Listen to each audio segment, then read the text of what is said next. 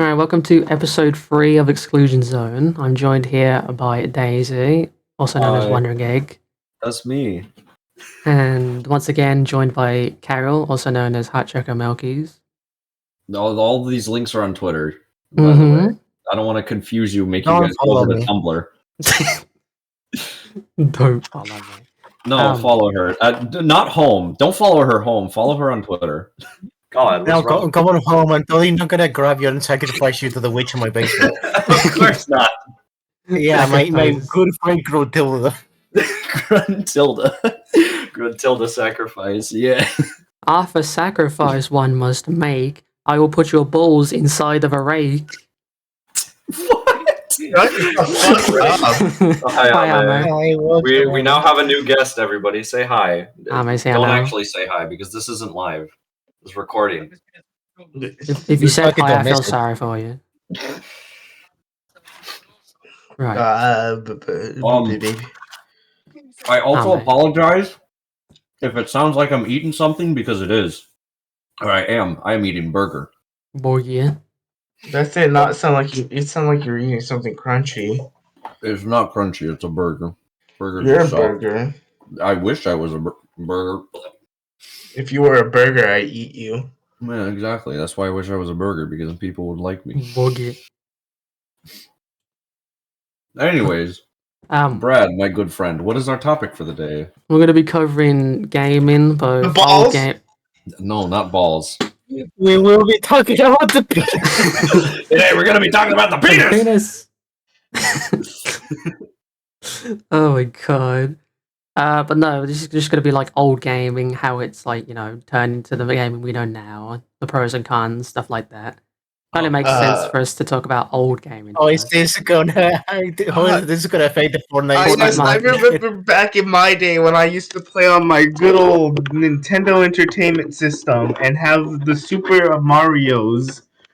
I don't think you're that old, but go off, I guess. Like, the Nintendo Wii is coming close to 20 years old. 20? God, I want. Nearly. Like 3 years away.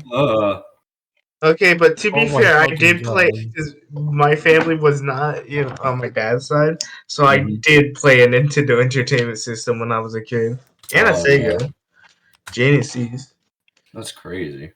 I think the oldest game console I've ever had was like a 64 or a Game Boy Advanced. I got a PS1. I didn't say they were, the oldest console I have, because they weren't mine, they were my dad's. The oldest console I have is an Xbox original. I had the that's Xbox crazy. original. Shut up, Brad. Shut up, actually. We love your input. You see, my oldest gaming experience, I did not own them. I found them on the streets. What I mean by that is an arcade cabinet. Don't think I'm that fucking stupid. Yeah. I have the original Xbox, the first Xbox known to man. Yeah. Our family still has a 64. Mine still has Uno. That's crazy. Oh my god. Uno. To give you a perspective, right, the PS2 dropped in 2000, so by proxy, that makes it 23 years old. That's crazy. Well, that's how time works. Yeah, but that just goes to show how fast this shit flows. Like, you go from, like, the PS2 to, like, the PS5 within a span of, 15 years, give or take?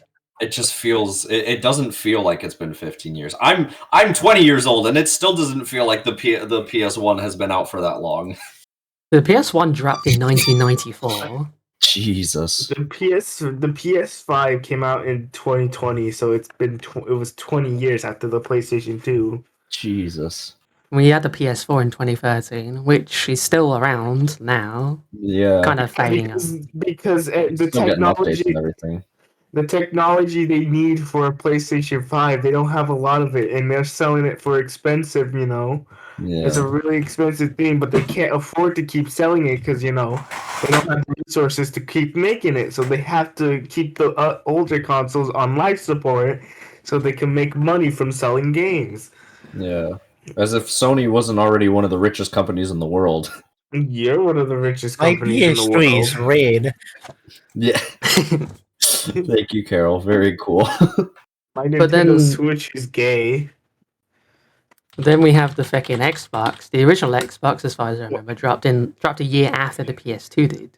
I have a Jesus. question. Why did you have to put the feck in? You could have just said fucking. Because I like saying feckin'. You We fucking. gotta keep this family friendly. There's children watching on Spotify. Do children use Spotify? Probably. Do Probably. they? You think little Timmy is gonna be listening to like rap music? I think little Timmy's Probably. gonna be discovering. No, the- TV should this- be listen to Destructible. I don't know. Yeah, that's what I'm saying. Everybody, go listen to Distractable right now. Turn off this podcast. No. Go listen to Distractable. Hey guys, you know what you should listen to? Shout out to that guy who just subscribed to me and triggered my notification. You know what you guys should listen Let's to? go. You should listen to us. Yes. You should listen to Brad Mouse on twitch.tv/Brad Mouse. So true. I don't even Coming think that's going soon, probably. to theaters. Maybe. Funny What would fact you do is, right. Go ahead, Amit. What would you do if I spring locked you into playing shitty video games, huh? I thought I you just mean- meant spring locked in general, but What if I rebranded your entire character to be a fucking angry video game nerd, but they were spring locked into an animatronic? it'd be Oh my- funny. You have to put this into perspective, right? We've been through like 3 Xbox consoles, and Yeah. yet people still talk about the PlayStation. That's It's just how crazy. fucking powerful that series is. I mean, to be It's fair, crazy. you are completely wrong when saying 3 because there's like 4, 5 different I don't Xboxes. really consider the Series X to be an advancement. It just feels like the Xbox One, just with the newest hardware. It's what- a mini fridge that you can put games on it. You can Pretty put much. fighters on your mini fridge. Like that's all you need to know. That's what fucking upgraded consoles are. They're just the previous console, but better. I can say the same thing for a PlayStation 5, you fucking numbnutted moron. But the thing is, right, the PS4 and the PS5, they get completely revamped between iterations. PS5? What do you... Yeah, okay.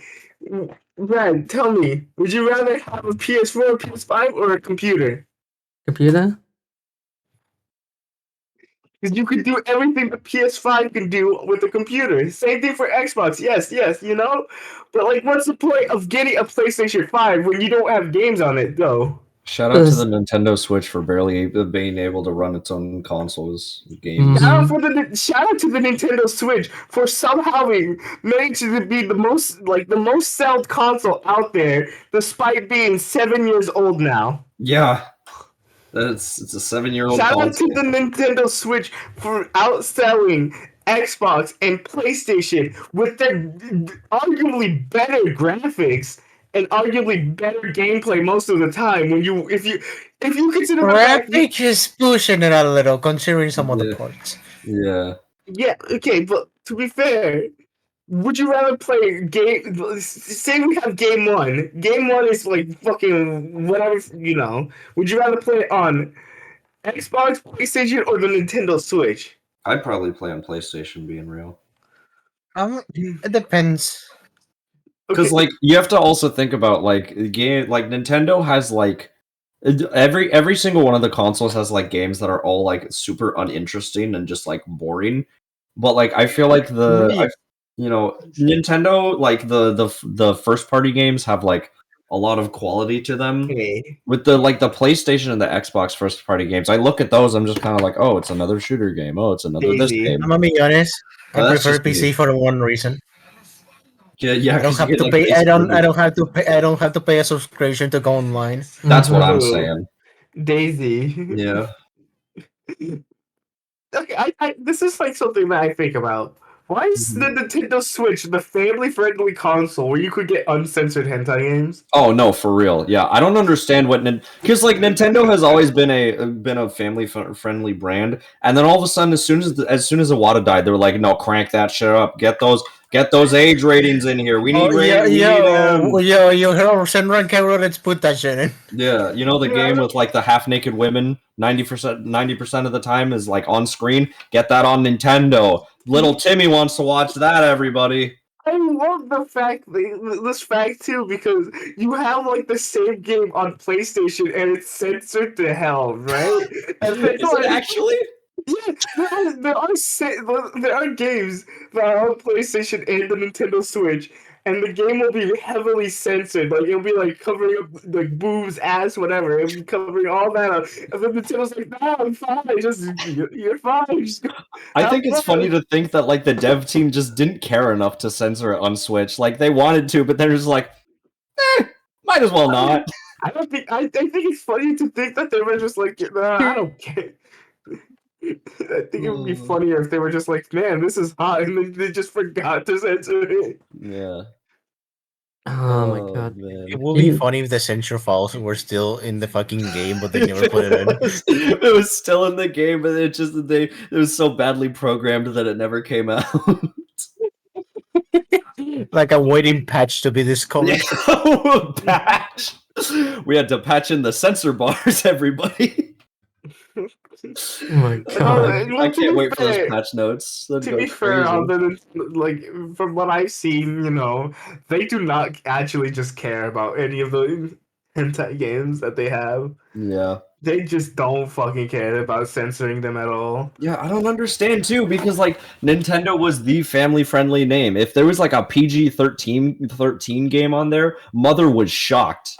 Like, yeah, no, they're still PG. They're still PG. It's just like, well, yeah, but it was more to that extent. It was like more so if it was like, oh, there's like a rated T game on here, that you better steer clear of that. Now it's just like, hey, you want literal porn on your Switch? Go ahead, have fun. I remember, I think it was a couple years ago, 4 years ago or something. I walked into GameStop. I was like, I'm gonna get a game for my Switch. Looking around, and I see a fucking on the fucking wall with a like Super Mario and all that. It's a fucking hentai game. I'm just like, oh wow. Endorsed by Super Mario Brother himself. My lord. I miss the Xbox Live Arcade.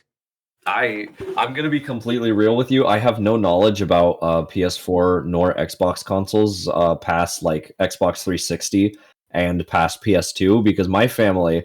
I don't know if anybody here is listening knows about my family. They are heavily Christian. They will not even let me swear within this house. The only reason I'm able to do it is because they're out of the house. Guys, your family, the one that doesn't like you watching things with magic, but also enjoys Harry Potter. Yeah, literally. My parents didn't let me watch like Adventure Time as a kid because I had magic, but my mother is an avid Harry Potter fan.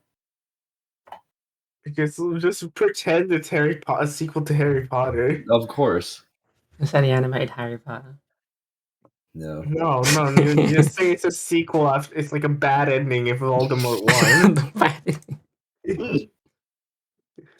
Oh my god. Oh, fun will never end. It's Adventure Time. Because it's sad because like the Xbox Arcade is a really cool idea because it was like a big platform for indie game developers and indie games in general to make profit. And it had so many bangers on it. Like Murder Miners is one of them. Banger after banger After banger. Why are you killing miners? What? banger. No, they had Murder Miners. They had Castle Miners Z. Oh. That was another one. What else was there? Like just to name a few, there were so many bangers on there. But because the times, they kind of faded to obscurity. You can find some of them on Steam, but like Okay. a lot of those indie devs kind of faded away. Yeah. Okay, but like Minecraft on the Xbox 360 went hard though. I think that's what killed most of those clones.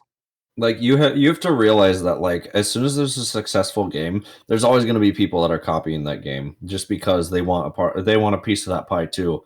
But half the time, either it's better than half the time it's like garbage. It's just junk that nobody cares about because they're inexperienced game developers that just don't know what they're doing. Other times, you get people who like have improved upon the formula 10 times than the original developers. My favorite part of video game evolution. You kind of just have to realize that games in general are always going to have misses. Like every single time that a system comes out, there's always going to be like 5,000 games that aren't interesting you, and like 2 of them that do that you probably won't even play in the future. And then the cash grabs start as very fucking good and then decrease in quality as time goes on. Oh But- yeah, those are my favorite. Love like Wonder Egg for my Priority. favorite game like trend that has happened within years is that the fact that older games you could collect like cosmetic stuff by doing like certain things or whatever Mhm. within a game. That is a dying thing because now they want your money. You gotta spend money. Give me your money. Yeah, it's Prime really example. I mean, I'm gonna say Dragon Ball Legends. I'm gonna say something else that may trigger some memories. Uh-oh. Mhm. Pixel Gun 3D. Oh of my god, course. Pixel Gun Okay, so 3D. Yeah. so obviously we've all most likely played it as a kid when we're Oh, young, yeah, when we were definitely. younger. But like, from what I've heard about it now, I'm sure you've all heard about it because A little Carol bit. brought it up. They're basically They try to copy Fortnite.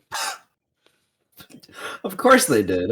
Yeah, they did the whole style of Minecraft and it's a shooter game. Of course they're gonna copy Fortnite. So they tried to copy Fortnite. That didn't work. So now I'm pretty sure a majority of the how you could like switch weapons with in-game like currency. You could get new weapons. I'm pretty sure a majority of weapons now, even in your slot, you have to pay for.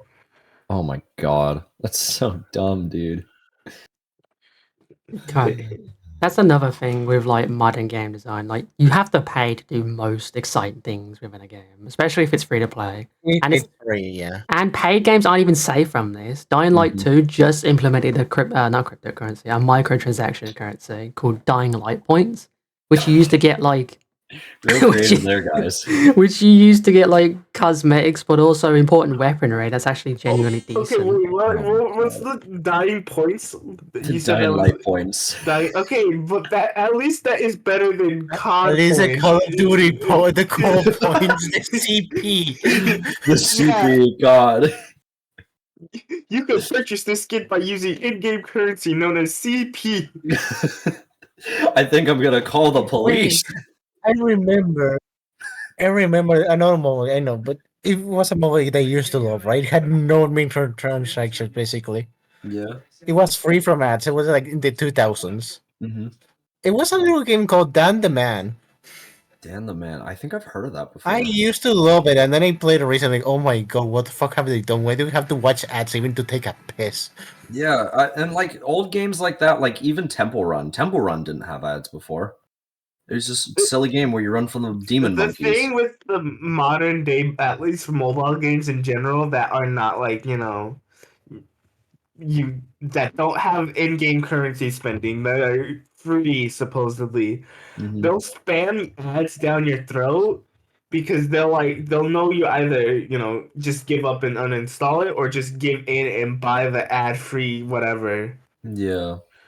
That's what the plan is, to get as much as advertisements off for you to buy or just you just leave it. Yeah.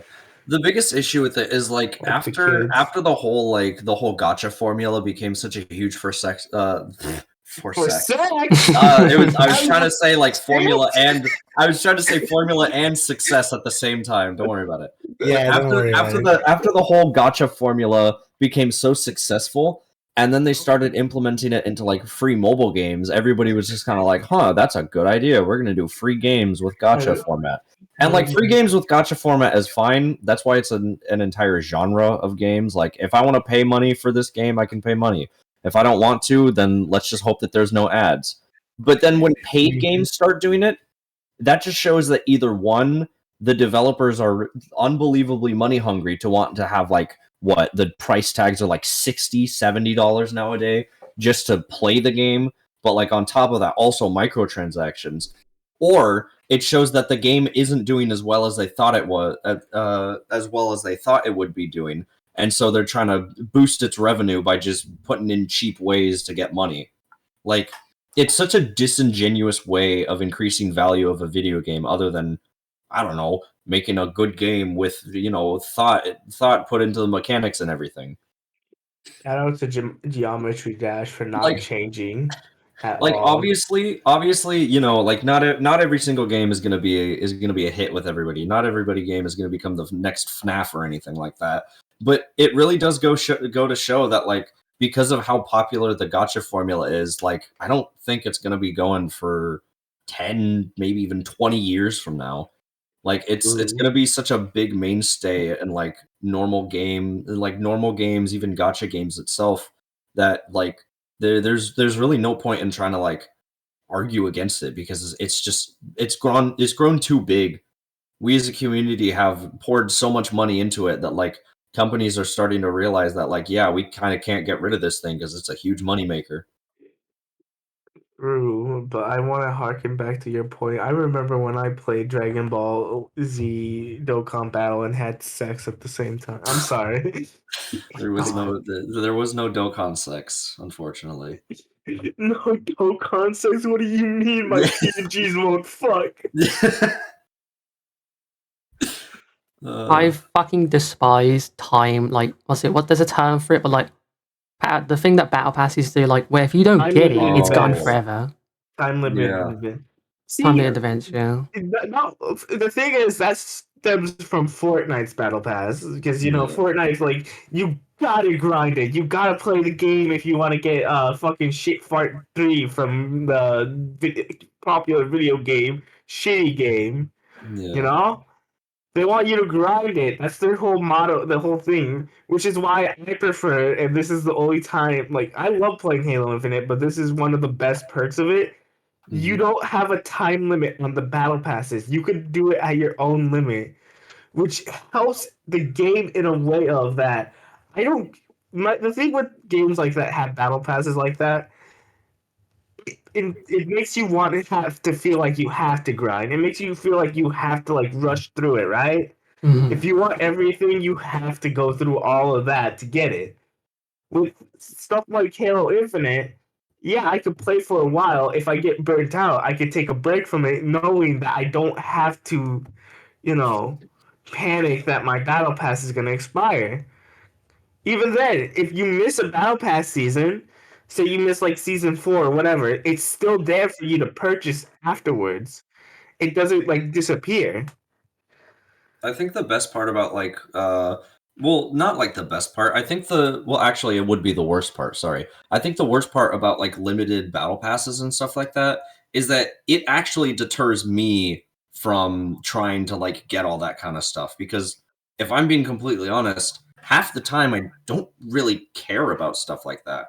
Like That's the sometimes thing. sometimes I'll just do my dailies and then log off of the game because usually whenever they do that, it's in a game that takes up so much of your time. You have to put so much of your focus into this one game so you can get like a simple costume change. It's genuinely not worth it. But what I love about games like, I don't know, say Dokkan Battle is like, one, it doesn't have that whole format, and two, it keeps me invested because it's such a low energy game. Like I'm literally link leveling in the background of this stream right now because I can just leave my phone alone and I can just have the game do the work for me so that whenever I See want to the like actually pull my attention into a serious run, I can do that. See the thing with it, that's like comparing apples to orange, at Yeah. that point because you're taking a mobile game that's simple. Dokkan's not that hard of a game to. Well, yeah, obviously, like, it's kind of a loose No, comparison, I but I'm do get saying what like, I do get what you're getting at. I'm just saying it's kind of it's very loose. yeah, there's merit to developers knowing whether or not their game is taking up the consumer's time. Because nobody wants to be playing like unless you're like a degenerate or something like that, nobody wants to be playing a game for like 5 hours on end just to get like Dude, number 7,000 costume for character 200. so I'm gonna harker back to Fortnite because that is another major problem. You Mhm. have people who don't stop playing or seemingly don't stop playing from day one because it shows like if you're playing casually like I and Brad do, Mhm.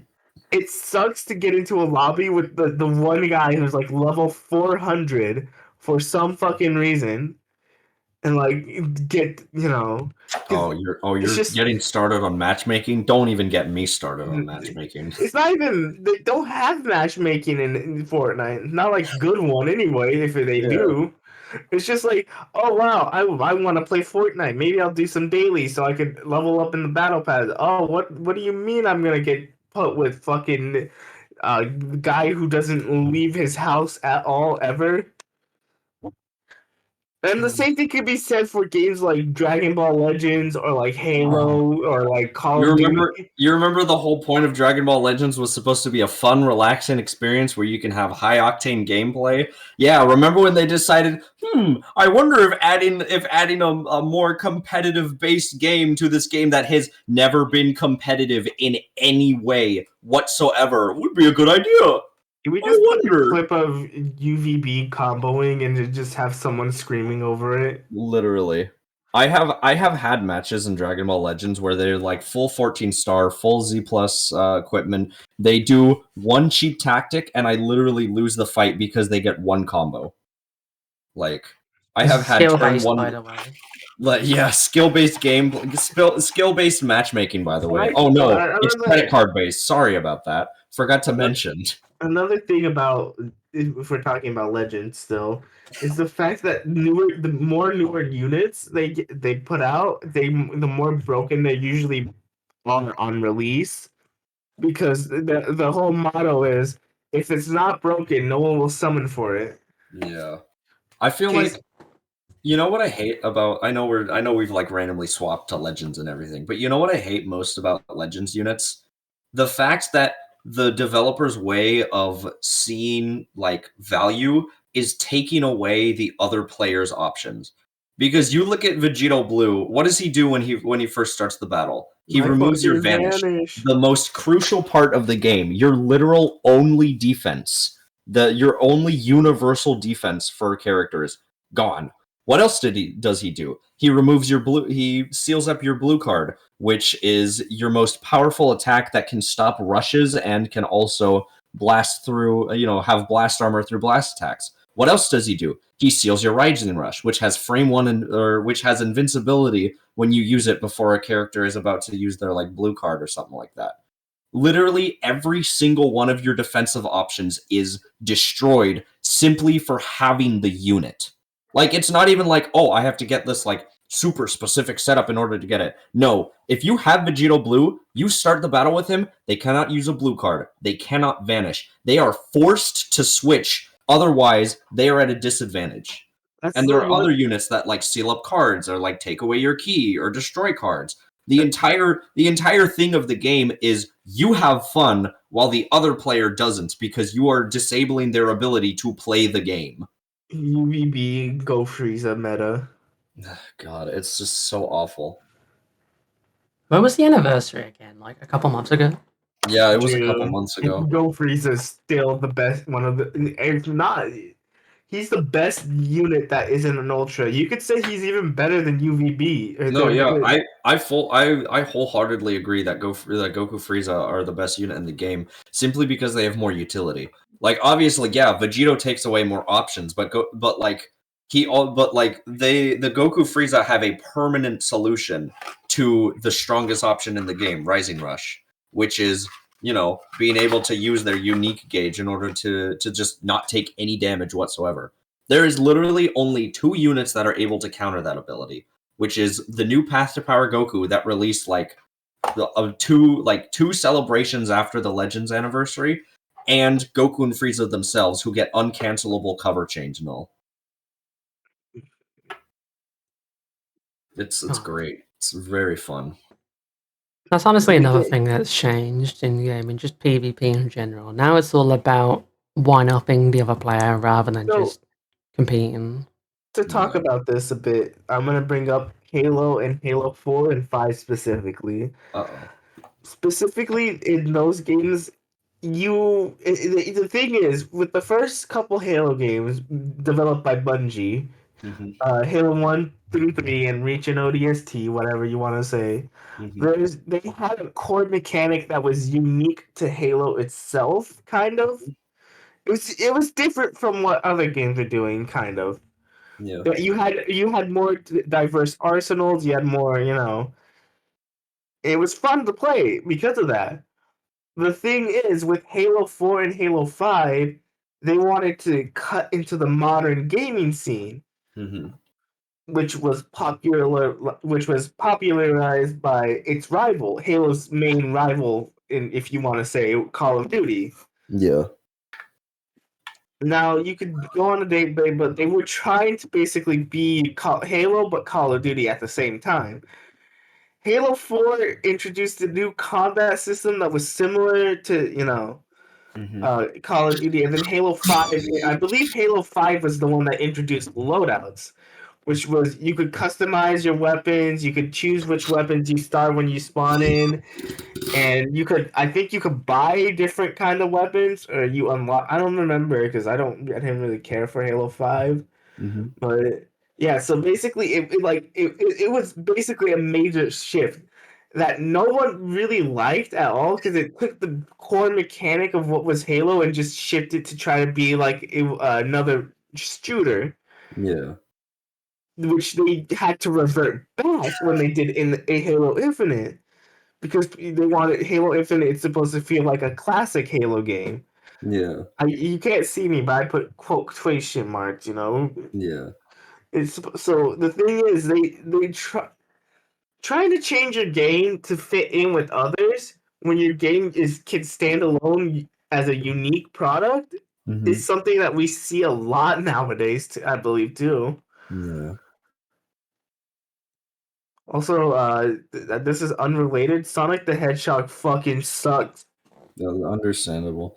I do think that the Sonic franchise is just kind of, it's not for everybody, but No, I can't. Yeah. The thing I want to explain. I don't actually hate Sonic. Yeah. I love some of the games, specifically the older ones, Oh yeah.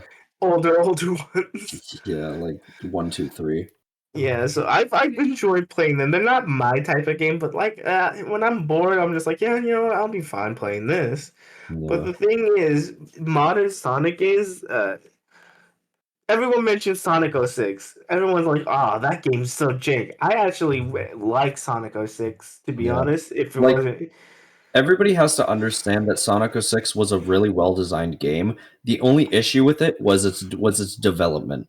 Like that's the only issue with it. it was The fact- pushed out. The fact that like not only was it pushed out because like I'm pretty sure they only had like 2 or 3 years, like one or 2 years to work on the game, but then like halfway through that year they're like, oh yeah, we're also gonna have your development team so that one of them can go work on a Wii game because Sonic 06 wasn't able to be ran on the Wii. Like Yeah. what? Yeah, so the thing is, that's also another problem, which we'll probably get into, is the fact that most modern games some of them are rushed out, incomplete, and like horribly, you know. Mm-hmm. But like with Sonic, Or the thing- just because they have the liberty, so all the technology didn't like all games like PlayStation 2 just had to come out like fully. They don't have this so just patching things out later, but people are Yeah. getting way too comfy with it. For example, I'm gonna bring down my favorite game. Reverse Gears 2 should have had 4-player co-ops from the beginning. I'm just gonna say that right away. Yeah, Sure. like I was You know- astonished that wasn't the case initially. Like what? Y'all want to know like a real prime example? Y'all want to talk about Five Nights at Freddy's Security Breach? Oh boy. The crown Oh, jewel of a game that boy. just wasn't ready.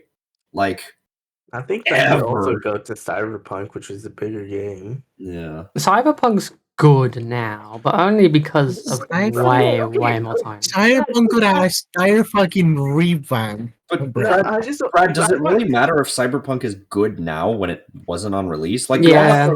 you all have to Yeah. realize that getting a good game 5 months after it releases isn't the same No. as having a good It's game easy. from release. Easy. Yeah, okay, that's my. I need to cut it out. So hold on. I think both Security Breach and Cyberpunk are in the same position actually. Yeah. There were games that were shown with promise, with hype in the trailers, right? Yeah. And then when like people were cheering and when they come out, they were utter disappointments after like years. They finally make a patch to kind of fit them. Yeah. That's the thing. You can't take a game that was released initially, and when it was released, it was like the most utter garbage you could ever play. Yeah. You like that's like me saying, "Oh, Security Breach was bad when it was released, but at least it's kind of maybe playable now."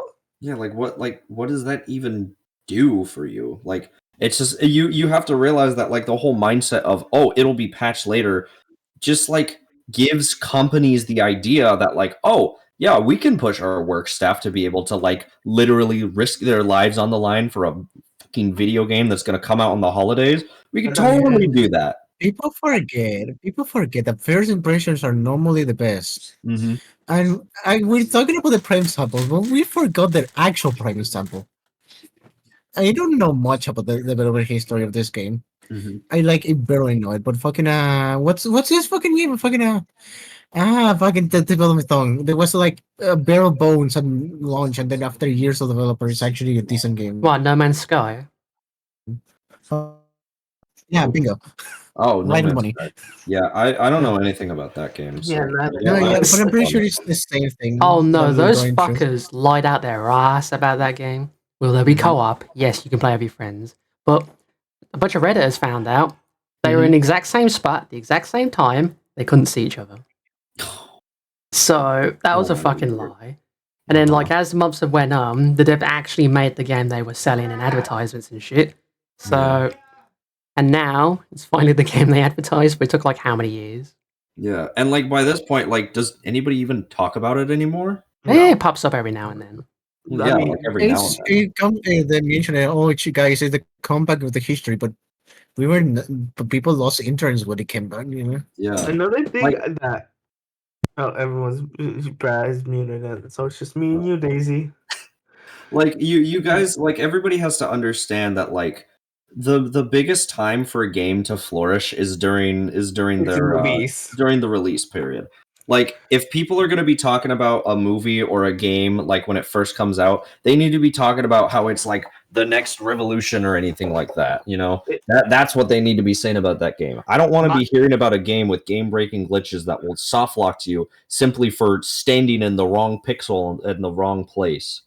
Like- One of which also leads to a point of games that delay themselves to fix these problems. Mm-hmm. I believe two major examples that happened recently were Sonic Frontiers and Halo Infinite, where they had a different planned release dates, but they had to take extra year, I believe. Mhm. I think a year for Frontiers and a year for Halo Infinite to actually get their stuff, optimized. Yeah. And I don't know how optimized Sonic Frontiers was on rolling. I don't. It was fine. It definitely wasn't groundbreaking or anything. I like only that. ever suffered one soft lock throughout my entire experience. I don't think I ever got soft locked in the game, so that's a See, plus. my thing is the major soft lock for me for Sonic Frontiers is how fucking boring it is. I'm sorry. That's fair. No, it Okay. can be kind of boring. No, my thing is Sonic Frontiers suffers from the shittiest gameplay design ever, and that is so fucking repetitive. Oh, definitely. You go through the same motion over and over and over again. And it's just like, wow, I sure love having to collect the fucking Chaos Emeralds again. I do feel like what they should have done is that they should have embraced the open world a little more. Because the whole appeal of an open world Sonic game is that you're just able to fuck around. You're just able to do whatever you want. I don't want to have like a mission of like, oh, get the Chaos Emeralds again, when I literally just did that in the last town or the last island. If I'm gonna have a new mission, I want it to be something unique. I want it to be like, oh, you gotta, instead of collecting something, maybe you gotta race like somewhere through the. Maybe it's like an island of races where you have to continue racing through the area in order to. Yeah, you get what I'm saying. Like an island of different different races where you're able to like race through everything, or where you're able to like just run around the area in order to get to somewhere you need to go. I get that idea, but I'm sorry, but I heard your thing wrong. I thought you said an island of racist. No, I'm talking And like that you have to like race them. So I was like, oh, you were making a joke about, yeah, I'm racist. I love racing. No. But you all get where I'm coming from, right? Because like not only is Sonic's whole thing not only is Sonic's whole shtick speed, but in the first game it was just kind of momentum based. It was like getting from one place to the next fast.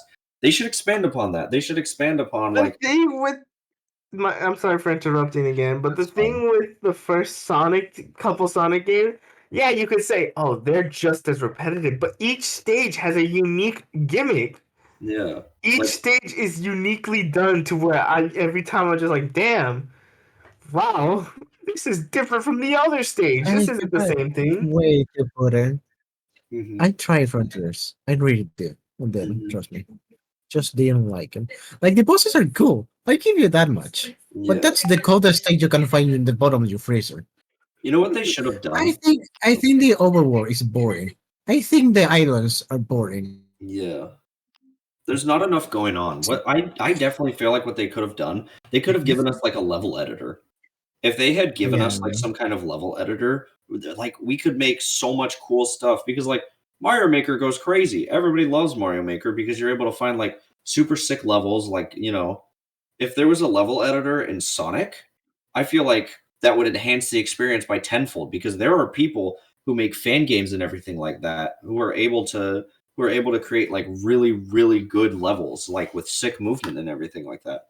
And I definitely don't think it's the movement's problem. Like the movement in Frontiers is genuinely super fun to run around. I found myself just like playing the game simply because I wanted to run around the island. Essentially, what you're trying to say is that what I'm getting is that the cyberspace levels could have been made much better if you had the Oh, they could have. liberty of other people making them other than just being generic, you know. Yeah, because the whole issue with the cyberspace levels is that the cyberspace levels are not only previous levels that we've been to before, like, one, give us something new, and two, Wow. why are they so slow? Like, I don't understand why Yeah. not only are they in 2D, which the fans have been complaining about for half of the entire franchise's lifespan, Half of the but it's 3D era or yeah, like it's like 3D half of the era. 3D era's lifespan, but it's also like they're just not that fun. I just don't understand why you're taking previous levels from games and be like, "Oh yeah, you guys remember this? You guys remember Green Hill? Yeah, Oh my everybody loves god. Green Hill. You gotta play Green Hill again, everybody." Oh, but wait, it's not Green Hill, it's Sand Hill. My Yeah. mistake. Oh, it's different this time. We Yeah, like promise. I need to say it's this is probably no one I know I said this before, it's not the right setting. But what do I mean by this? Hmm. Just like it's an open forest with random shit thrown together. I don't think that's good gameplay wise if you No, know what I definitely. mean. I'll be right back. Consider But I know there's like a lot of fucking games with high mobility that they use on other settings. That's because there's more things to do. That's why like you have fucking whatever it's called, fucking cyberpunk or I don't remember the Yeah. name. It uses a city because what you can do, it's an open space, but you have rails to climb. Of course, you have places to jump. You have walls to run against. It's like the entire thing is a playground. And well, this is also the case. It's just like kind of just less cohesive and just hey, look, this is just random objects we put together. Yeah, like I will say, all of the rails and everything like that in Frontiers do connect really well. It's really fun to like go from rail to rail to like mini section to mini section. But the whole thing about like the 3D Sonic era wasn't that it was like, oh, the movement felt nice or like, oh, it was in 3D. The whole thing was that it was strewn together to make a completable level. Like in Frontiers, yes, the bare minimum, or like in Forces, the bare minimum is yes, the levels are completable, but they're bare bones. There's virtually nothing going on. You can finish them within 2 minutes. When in like I don't know, Unleashed, the fastest game in the series, there were like 3 4 minute levels. Like they shouldn't be trying to just like one, take from other games. They need to have more originality. But two, they also need to try and like, just make everything cohesive. Make Because the whole thing about Sonic is that like it's not only the gameplay that made it good, it's the style. You talk to any Sonic game or you talk to any Sonic fan and ask them like what's your favorite style of game and or like what's your favorite level and it's usually something like super stylized like City Escape. It's a bustling city where you're just kind of running through everything and you're passing through like billboards and like different hills and everything like that. Like it's different. You go to Casino Night Zone. It's like all kinds of, it's like a mini arcade or something like that. Like the whole theme of Sonic is that like it's not only an interesting world, but they're interesting levels too. And I feel like they've just kind of forgotten about that because they're trying to nostalgia bait, but they're also trying to pander to like everybody. In fact, this is a hot take. I feel like Sonic and the Secret Rings and Sonic and the Black Knight were really good games simply because they were, they weren't trying to pander to anybody. Everybody calls those games like really bad because of the motion controls and everything like that. Sure, I agree. Motion controls were shoddy. They didn't work that well. But at least they had a theme and at least they knew what they were doing. They had levels that are genuinely fun to run around. They have while the on rails, I could do without the on rails section of the whole game, but like everything else about it is just fun. It's a fun game, despite probably being like the worst received in the entire franchise. And simply because the developers, they literally, I'm pretty sure like one of the producers said that like this is my Sonic and I'm going to do what I want to do with Sonic. Like more developers need to have that mindset. Don't throw Green Hill in there simply because some fan wants it. Don't make it an open world game simply because a fan wants it. Do what you want to do with the character. That's the whole purpose of Sonic the goddamn Hedgehog. Be your own person. Do what you want to do. Adding on to that, that mindset in the wrong hands has killed quite a few franchises. Most prominent examples being Dead Rising and Saints Row. Because definitely. Dead Rising 1, 2, and 3 were handled in the hands of developers that have played both 1 and 2. So 3 was guaranteed to be mixed, but at least faithful to the series, right? Mm-hmm. 4 was handled by a completely new dev team who keep gloating about how this is going to be the best zombie game, despite the fact it holds little to no resemblance of the previous games. Like, there's no respect shown towards the old games, just shoddy references and lackluster controls. And surprise, surprise, the game killed the studio and the game killed the franchise. Same with Saints Row 2022. That game was handled by completely new developers trying to reboot a series for an extra cash grab. And not only were they adamant that this was going to be the new peak of Saints Row, the return of the big series, they were adamant to the point of harassing fans and saying hate is going to hate to anyone who had a genuine complaint about it. So you can do what you want with this series as long as you respect the origins of it. You obviously have to know what you're doing too, because like it's obvious those people didn't know what they're doing. If you're disregarding genuine complaints from your fan base, the people who, honestly, I'm gonna say it, fan bases know more about the games than the developers do themselves, because fan bases will obsess, they will overanalyze everything, they will go through little nitpicks. Like I guarantee if you create something, there's going to be somebody who finds like a hidden meaning within it that you yourself probably didn't even know about. So like you not only have to like you have to have a vision, but you also have to understand that like there are people who know what has worked in the past and like, at least take, not just ignore it completely, you have to like take some like general direction from it, but not follow it blindly. Like obviously do what you want, but you also have to realize that there are things that have worked in the past, and if you can spin it in a new way, that will work. That way you're doing your own thing while also staying true to the franchise. Like, yeah. Dead Rising's like the worst of it all, because like if this was Sonic, put it like this, right?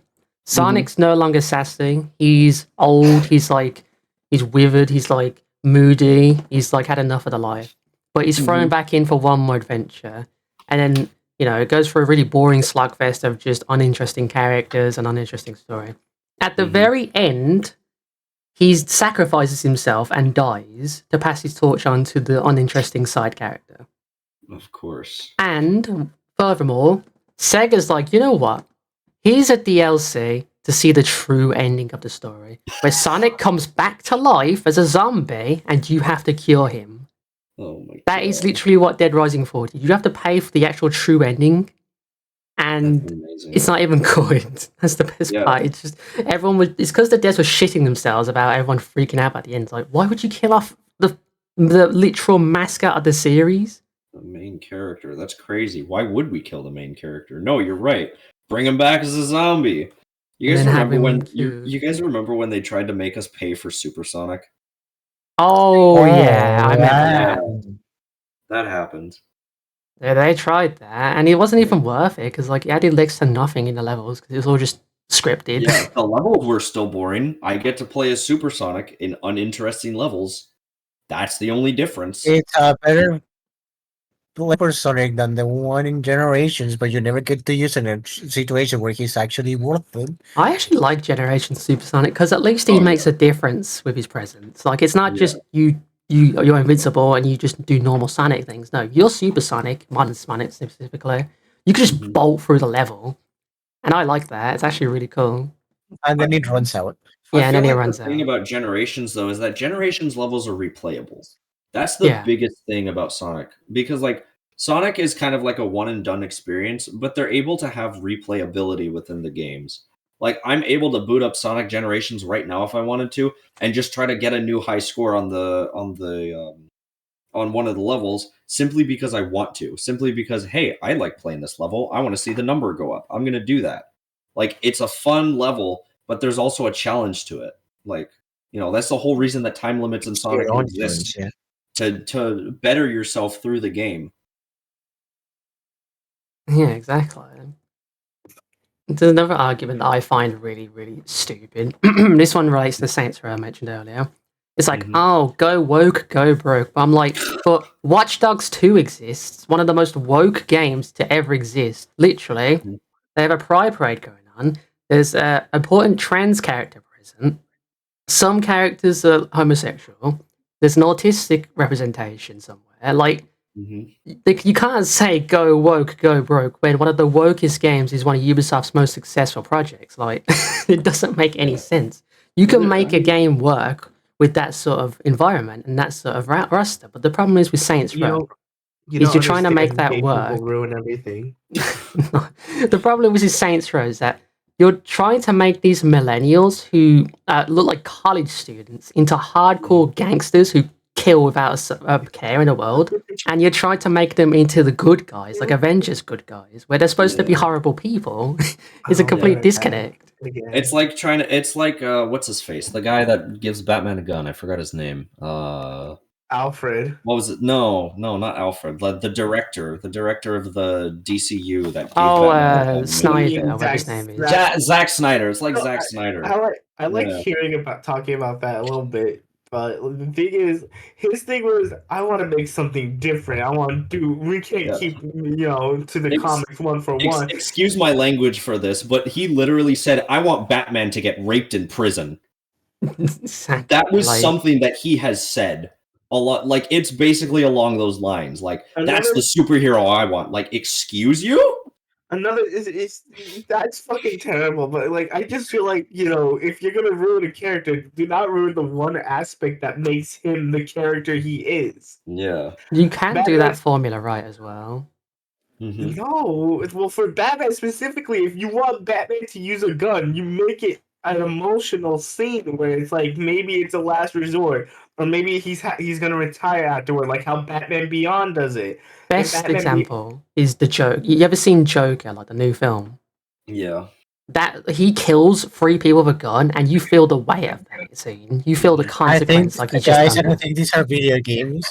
Yeah, I mean, but it's kind of the same. Oh, it's you to know what? establish a disconnect between the roster of characters established You for the know what? developers. You know what? You're right. This is about video games. Batman Arkham Asylum is one of the best video. I have never played. I actually never played that game. Isn't that the one where Joker dies at the end? Yeah, Yeah. Joker gets killed by his own Oh god! Oh contraption. no! Wait! Oh, sorry. Spoiler warning. Oh no, the game's old as shit. games No one are really like cares. The older. game is older than your uncle. And By plus, the way, so I'm just gonna say real quick, the Batman Arkham trilogy is like apparently one of the best superhero games out there. Mhm. I think I've played it a little bit when I was younger, but like I've seen gameplay of it. It's just your standard beat 'em up, sneak around, beat 'em up. Oh hell yeah! Like It's a very Spider-Man good Shattered Dimensions, but bad. it's a very good representation of Batman, though. Like you Yeah, know what I to mean, expect. Batman's entire character is that he solves crimes and he punches people. I Like, that's- won't lie that's whole though. The Spider-Man game is better in my opinion. Oh Which no, one? easily. Spider-Man Shattered Dimensions or Spider-Man PS4? Both. Both? I don't think I've ever played. I played Shattered Dimensions on the DS. I liked that Yeah, one. but to be fair, I love Miguel's fat ass. Miguel is very silly. I do have to play those older like crossover Spider-Man games one of these days. Yeah, they're on the PS3. I remember they brought back the voice actor from the 1990s cartoon for Miguel. That sounds really good. Oh, shocker! Yeah, that one. They brought him Oh, back shit. to they brought him back to play Miguel, and he actually did a pretty good job. It was still the same Spider-Man voice as the other one, but it was still But pretty cool. it works better. But can Yeah. I just say something? If the Spider-Man 2 doesn't have a moment where you're Venom Spider-Man or like symbiote Spider-Man and you have to chase Shocker. No, they're Yeah. totally gonna do that. No, they know. Like it's been shown that Spider-Man, that the people who are making Spider-Man are aware. They know about everything. I feel bad for the guy who proposed to his girlfriend in the game of Oh Spider-Man. yeah. Oh, that's what I'm saying. Oh my god.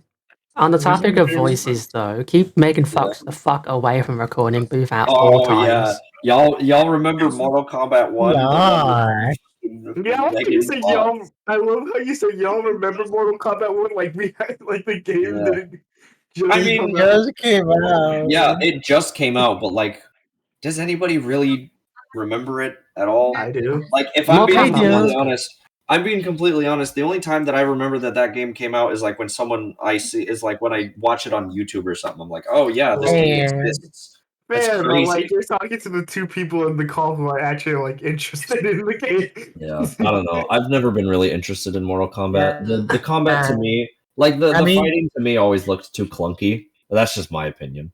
See, the thing is, Yeah. right?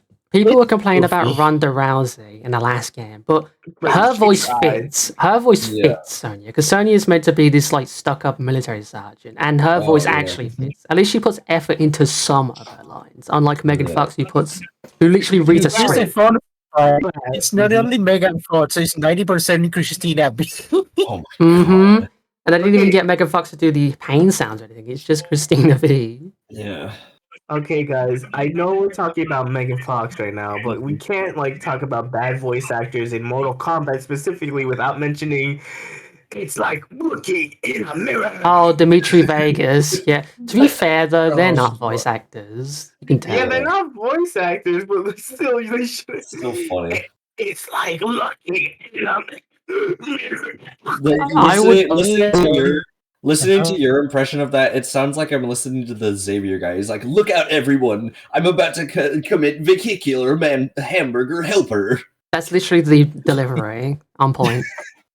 It's funny that Tragic. the only I thing had we such showed a Daisy before. about Mortal Kombat is the Mortal Kombat 4 endings. Oh, dude, the endings were so good. I love when Johnny Cage gets pineapples thrown at him. That was awesome. Look, Johnny Cage gets better, I promise. He puts it down like New York City. Oh god, no, we're not making this reference. Don't listen to Ame. She's the biggest. If Johnny Cage has one fan, that's me.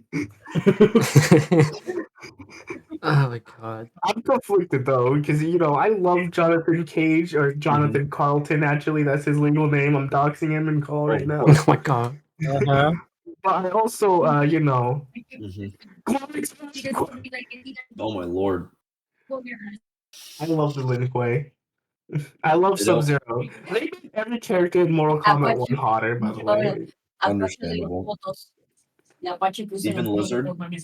Yeah, Reptile. Even Reptile. Reptile, that's is his hot. Reptile. Yeah, and I mean, it's the same name. It's just different word. I know, Reptile has been going through so many designs Dude, because Yeah. they couldn't figure out if they wanted a ninja that turns into a reptile or a actual fucking lizard. Yeah. They What was, finally what found was he about it. original? Was he like a ninja or was he just a? He was No, a the thing lizard about the ninja. original is like yes, it was another fucking ninja recolor. Yeah, so the yeah. original Reptile was an Easter egg in the original Mortal Kombat. He didn't get like his own moveset until like 2 or 3, I believe. Mm. And his whole gimmick is that he has reptile powers, but over time, they took it and just basically slowly turned him from a human who uses reptile powers to like a actual lizard man. And then they stuck through that where he was just a lizard man from 4 to MK10. Yeah. He was just a lizard man. Which is the worst one. I Mhm. hate I don't like Lizard Man, by the way. But in Mortal Kombat 1, they redesigned it to where he's a shapeshifter, so he could take a human form, but he could go back to his, Actually, lizard that's form. interesting. Yeah. Yeah, I kind of He like also he also commits vor for one of his fatality. Oh, well, I mean, yeah, lizards are commonly associated with eating people. So, makes Also, Well, sense.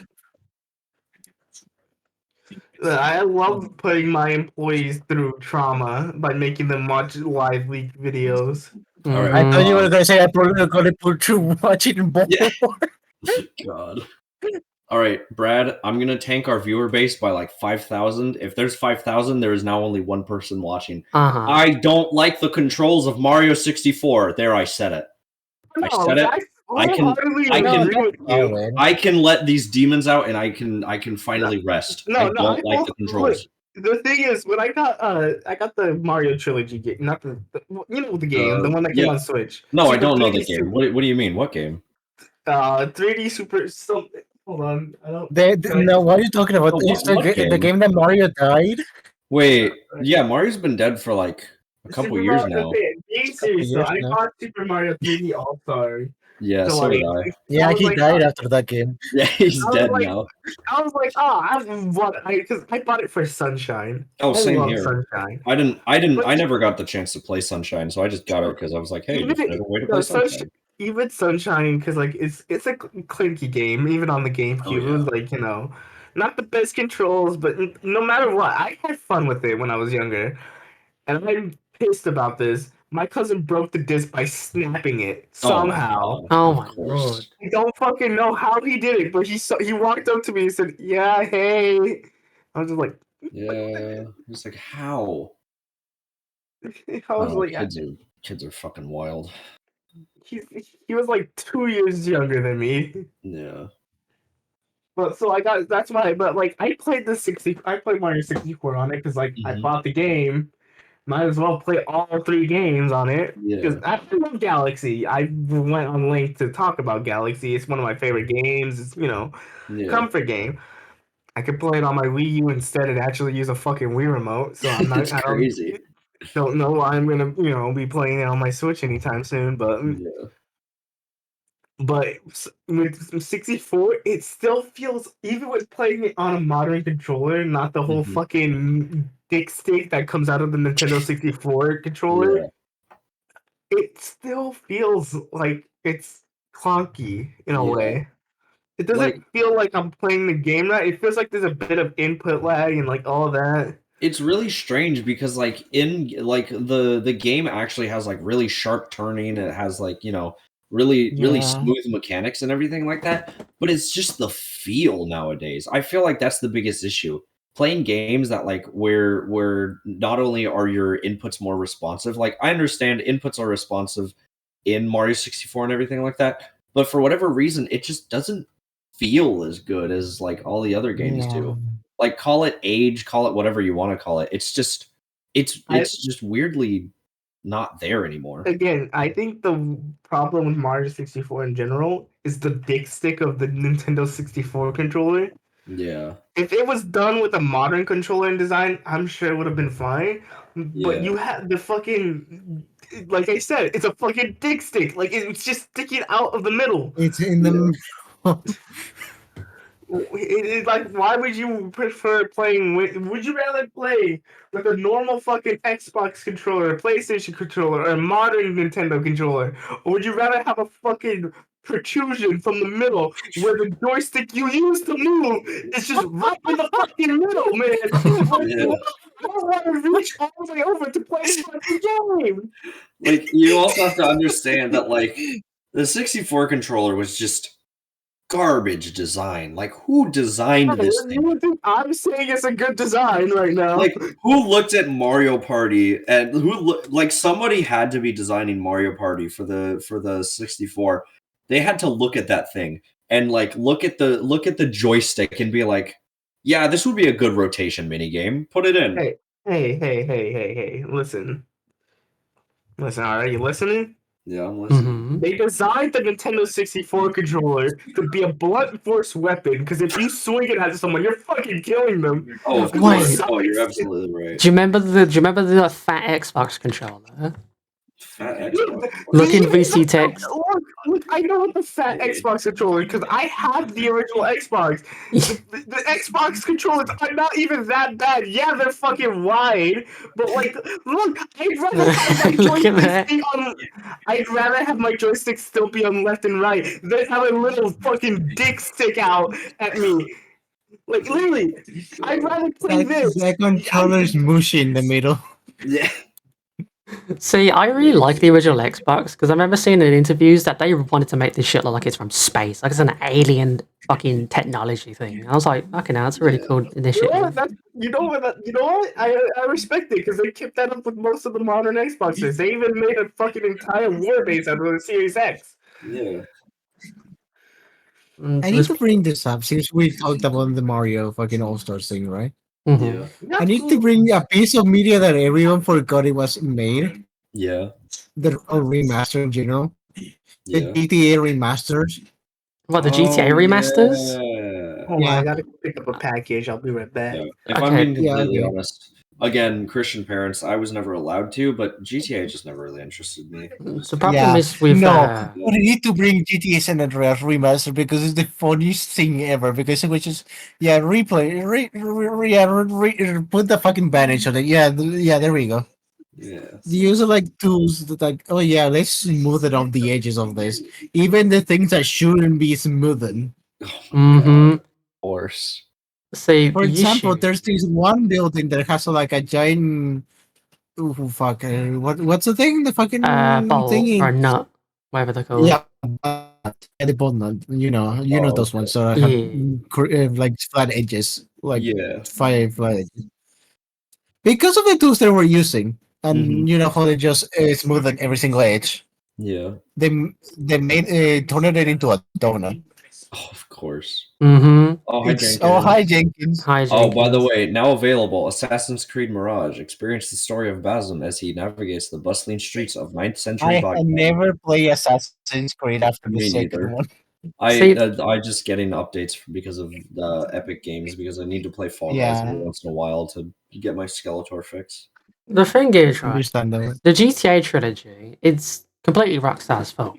Because what they did is they were like, they came up to this company called Grove Street Games, who are known Yeah. for making mobile games and the previous San Andreas remaster on the 360, which was also just as bad. Uh-huh. And they went up to them and said, "Hi, we need you to remake, 3 original GTA games, Of and we course. need this done by, I don't know, next year." Yeah. So you can imagine how painful the crunch was for these guys, right? Oh yeah. And they have like little to no staff on board. I remember seeing they had like 20 people.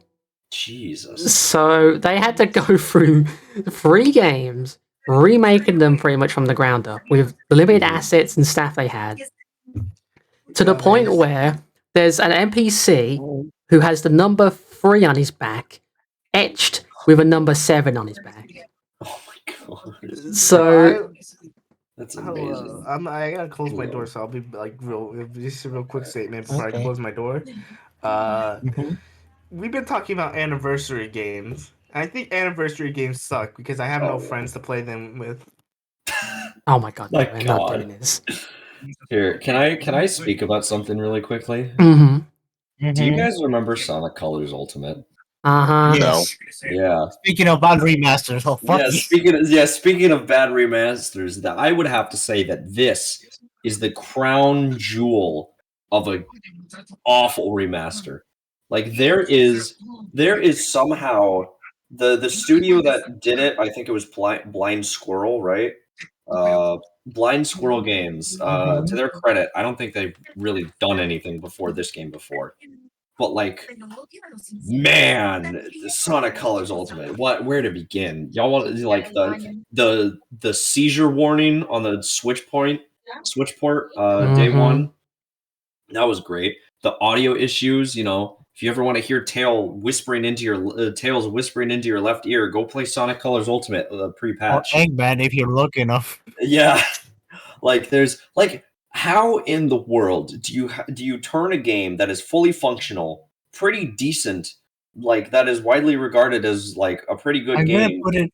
into I just know people are not gonna see it, but to support Daisy's theory, I'm gonna put it in busy text. People are not gonna see it, but how the fuck do you do this to a game? yeah. Like Brad, if you can show the image that Carol put in VC text because like what in the actual world? This is the level select. This isn't even like the normal game. This is the level select. How do you mess up the graphics that badly? Like I just don't understand.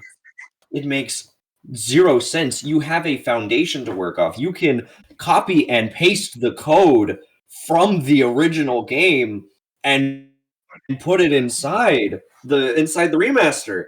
And there shouldn't be a problem. You just got to tweak the graphics. You just got to make everything in a smoother frame rate.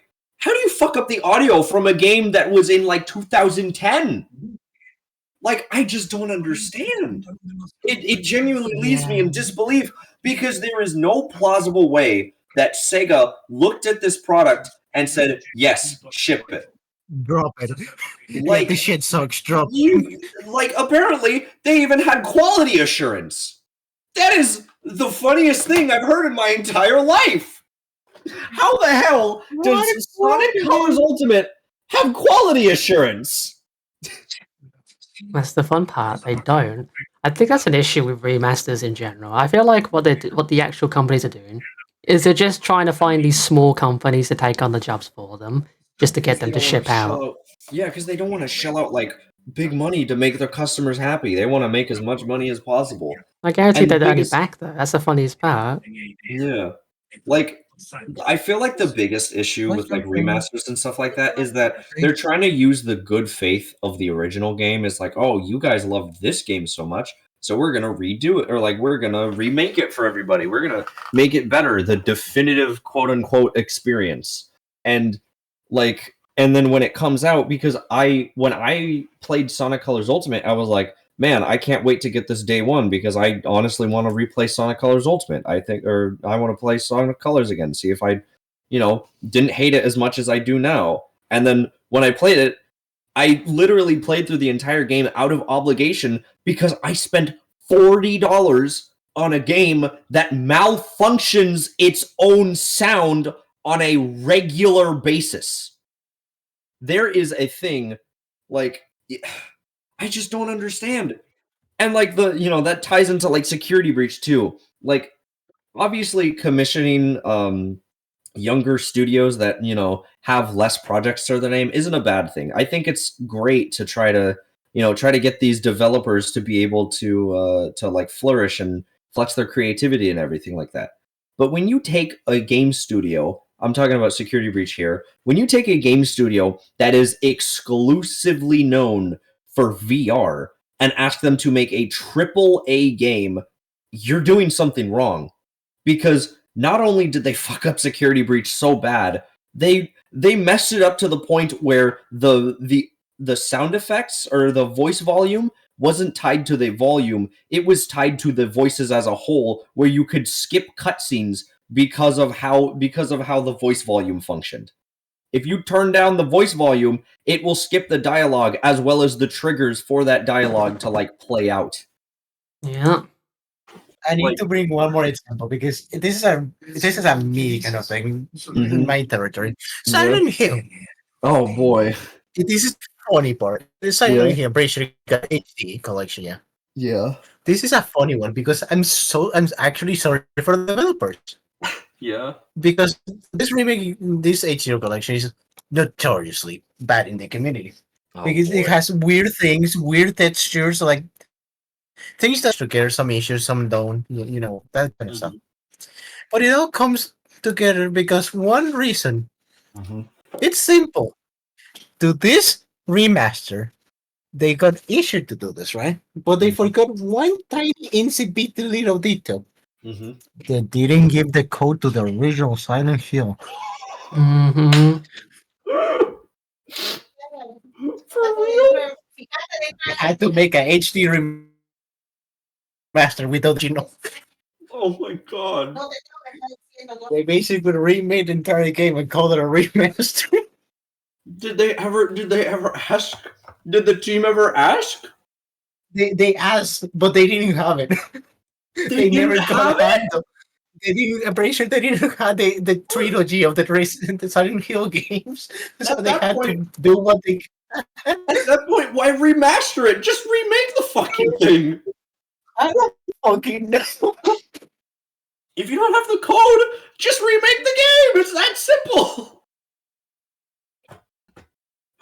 God. I don't understand how companies can be so stupid. It's astonishing, really. Fucking hell. Like, I know Carol remember this, but Back for Blood, the whole marketing was we're the Left 4 Dead guys. Do you remember Left 4 Dead guys? We're the same people who made that. Yeah. Four people who worked on Left 4 Dead worked on that game, and the majority of the people who did work on Left 4 Dead games were from Valve. So they went on to make Back 4 Blood, which is the most boring, uninspired, and most just tedious knockoff Left 4 Dead of all time. Oh boy. I made sure to do research on this, right? Left 4 Dead 1 and 2. When you shoot an infected, they have uniquely animated, animations for them to die and stuff like that. Right? Back 4 Blood, they just ragdoll. When you shoot someone, you see gore fly off their body, and you see the impact that your weapons have on the infected you just hit. Mm-hmm. Back 4 Blood doesn't do this. It just has a generic explosion followed by pre-rendered gore.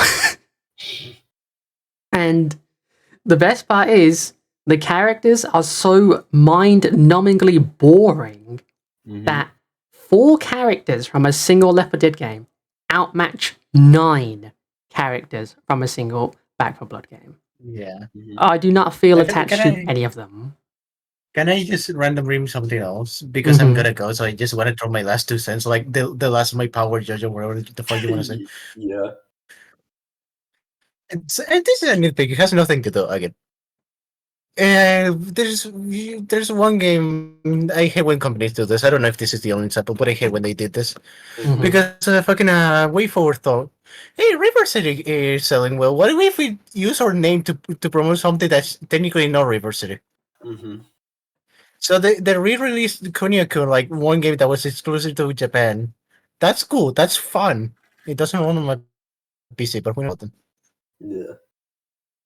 They just re-released it by the name of River City Girl Zero, Yeah. just I for remember that. publicity's sake. I remember that. Yeah. I fucking hate that. Just name it Kunio. Name it like the actual fucking series. Stop being that fucking clickbait title. Yeah. Jesus Christ, Way Forward doesn't have that company does the most basic bare bone games ever, and I see them. Yeah, do you be remember fair, when it's they really fucking funny, honestly. massacred the gameplay, but with an update? Mm-hmm. Like they completely No, nerfed they the combat already system. patched it, but they fucking fucked up the game in River City Girls doing one update. Yeah. They it was so bad they had to patch it like a couple weeks later. Oh my god. That's What the awesome. fuck do you butcher the game to the point that the error comma is not even connected anymore? That's oh man. Oh my Christ. The problem is, right, developers are getting way too comfortable with doing things Mhm. later. Oh, I feel like- You know, they just fucked up. Okay, Oh. some of them do certainly point fingers. Hi, hello, neighbor. Hi, hello, neighbor. How's it Hello, going? hello. I think you would be Well, very that's my invested into excuse. our video game, Matt Pat. No. I feel like Matt. I feel like at Matt. I think Matt Matt should see this. We'll have fun dissecting this frame by frame. Hello Matt Pat Neighbor will- I is a think Matt prime Pat will- example of how Hey, a video Matt, game. you should suck this cock. Hey, Matt Pat, suck us off. It'll be good for publicity. We Hey, promise. Matt Pat, I think you will enjoy Exclusion Zone podcast. Oh my god, no. Hey, Matt, and my sister needs a partner. Hey, See- Matt Pat, can I suck your dick? Oh my god. Hello Neighbor is like a Hey, prime Matt, example wanna of see the FNAF movie with me? Hey, Brad. prime alright, example what's of- up, Brad? It's a prime example of how you lose the game's identity for the sake Oh, yeah. of attention. See, Oh, Map man. Pack gets involved with the game's lore, and then they're Mhm. like, okay, fuck the unique AI that learns everything you do. Fuck the mystery element that we're setting up. Fuck this stupid house. Fuck everything about it. We're gonna plant fairy bait everywhere and make the basement a shiny hole. That's not interesting Matt- whatsoever. Oh yeah, Matt, you guys want to talk you- about how you get to the basement in the second chapter? Mm-hmm. Oh. Yep. The entire goal of the game, the entire mystery that is built up through the entire experience, You solved just walk in. in 2 chapters. You just walk in and then you walk out. God, it's I like the beta ending because you open it and then he takes you with a shovel and that's the end. That's the funny one. so good. It's so funny. Anyways, I gotta go. All right, Alright. Yo, Carol. have fun. Carol. Remember, I miss things. All right, love you. What? All right. But yeah, Hello Neighbor. You guys remember when they tried to? You guys remember when they tried to redo the whole learning AI in Hello Neighbor 2, and they didn't. Mm-hmm. That was my favorite part about Hello I Neighbor remember 2. How when they they lie to fucked their my customers. ass.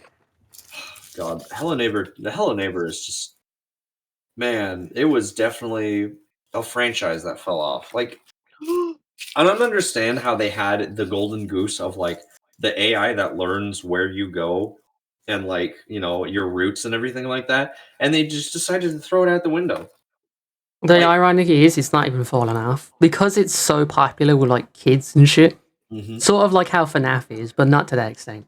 Yeah, because like They've FNAF actually managed has to- good entries. They've managed to shit out a multiplayer sequel, a Banjo-Kazooie Nuts and Bolts sequel, an animated series, a book, merchandise. Like, And then there's a VR game that's coming out. I think it's Exactly. already out.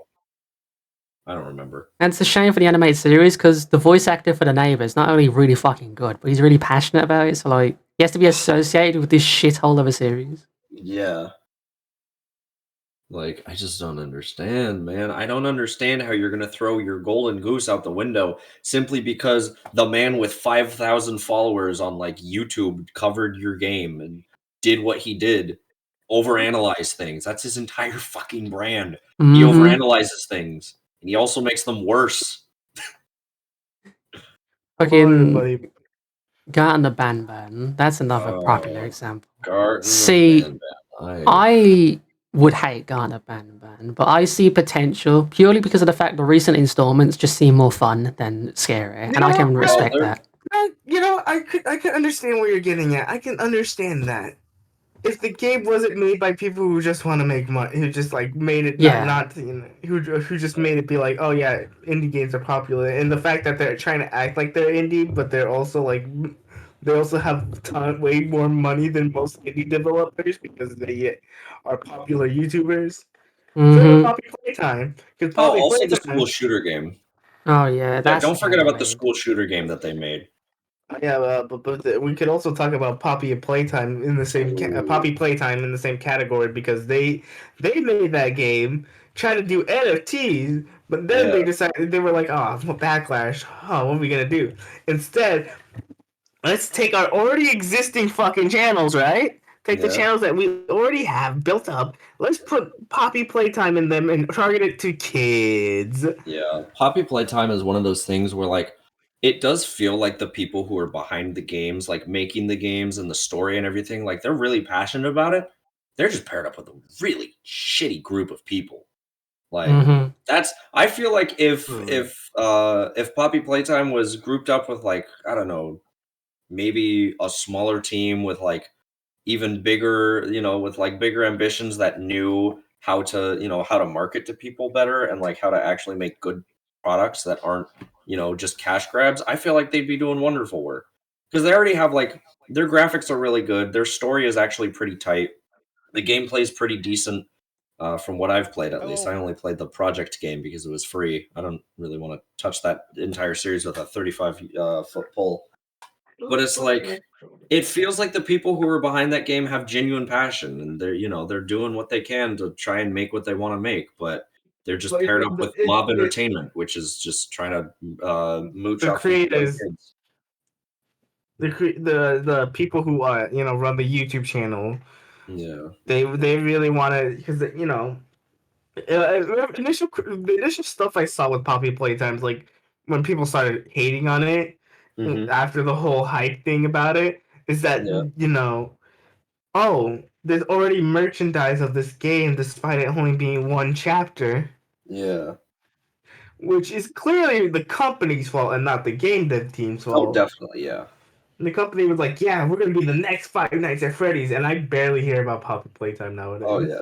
Well, one, because they're taking too long for installments, and two, they're just it's Well, okay. the thing is They're with just super Poppy fucking Playtime. greedy. The thing with taking longer to do chapters, it gives them time to like actually try to make a fucking horror game. Oh The yeah, thing definitely. is, the problem is you have the company being like, yeah, we want money. Put Poppy Playtime in the questionable Five Nights at Freddy's in Minecraft videos we do, Yeah. where we sexualize baby and all the animatronics. Mm-hmm. Yeah. I think I just want to say, you think people would sexualize the animatronic named Baby? Yeah. Well, I mean, to be fair, you know. There is no to be fair. There's Yeah, exactly. There's no to be fair. That's the point. Oh my god. Yeah. But like, yeah, I mean, people are always going to be like that. No matter what happens, there's always going to be people sexualizing minors and characters that are, very Not me. clearly based around it. Personally, But I hey, will that's all for the weirdos that should be put in federal prison and I hung just for wanna their say- crimes. But that's I just just want me. to say, I thought you were about to say, but hey, that's just a a theory. Just a theory. Maybe. I remember studying for game design, right? And one of my classmates said, why do the graphics have to be like realistic? Why have we made them low poly and look creative?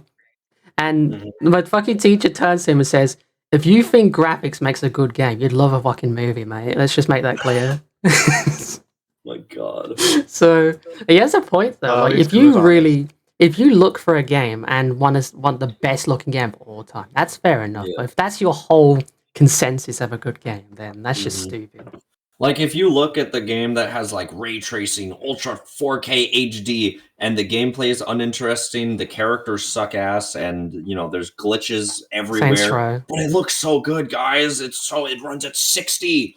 It runs at 60, guys. Play the game. Saints Row. Like, Holy God. shit. Fucking hell. I find more enjoyment out of Roblox than I do in most fucking Call of Duty games. Yeah, it's not fun. That's a free to play game. That's the best part. It's blocky people, for Christ's sake. Like, Yeah. oh my god. If anything, that statement's aged best for Team Fortress 2. That game, the models for that game especially, they have not aged a day. Here's the thing. I don't like talking about TF2 when it comes to modern gaming sense, because like TF2 fans are the most annoying, obnoxious people. Like I know this could I could get killed for saying this, but they try to act like they're our game is so welcoming, wholesome 100, and It's I join not. in the game and get called a slur. It's Oh, Join yeah. in the ga- Yeah, I can Each- confirm that Each 100%. time I can join a game, there's the 50-50 chance I see furry roleplay in the chat. Fucking the most horrendous slurs I've seen, like these statements, just like like a political fucking argument happening, or the worst one, a furry going, "Ooh, woo, why are you so mad?" to someone who's trying to be being mean to them. Yeah. Like being like, yeah, you're a furry, you're cringe, you're gay, you're a fucking fat, that all that. And it's just like the furry's like, ooh, Oh my what does that God. mean? It's just like TF2 is one of those games where it's like, yeah, you could have fun playing it, but they don't give a shit about it anymore. Ah man. They don't care. Someone can't be tried to stream TF2, right?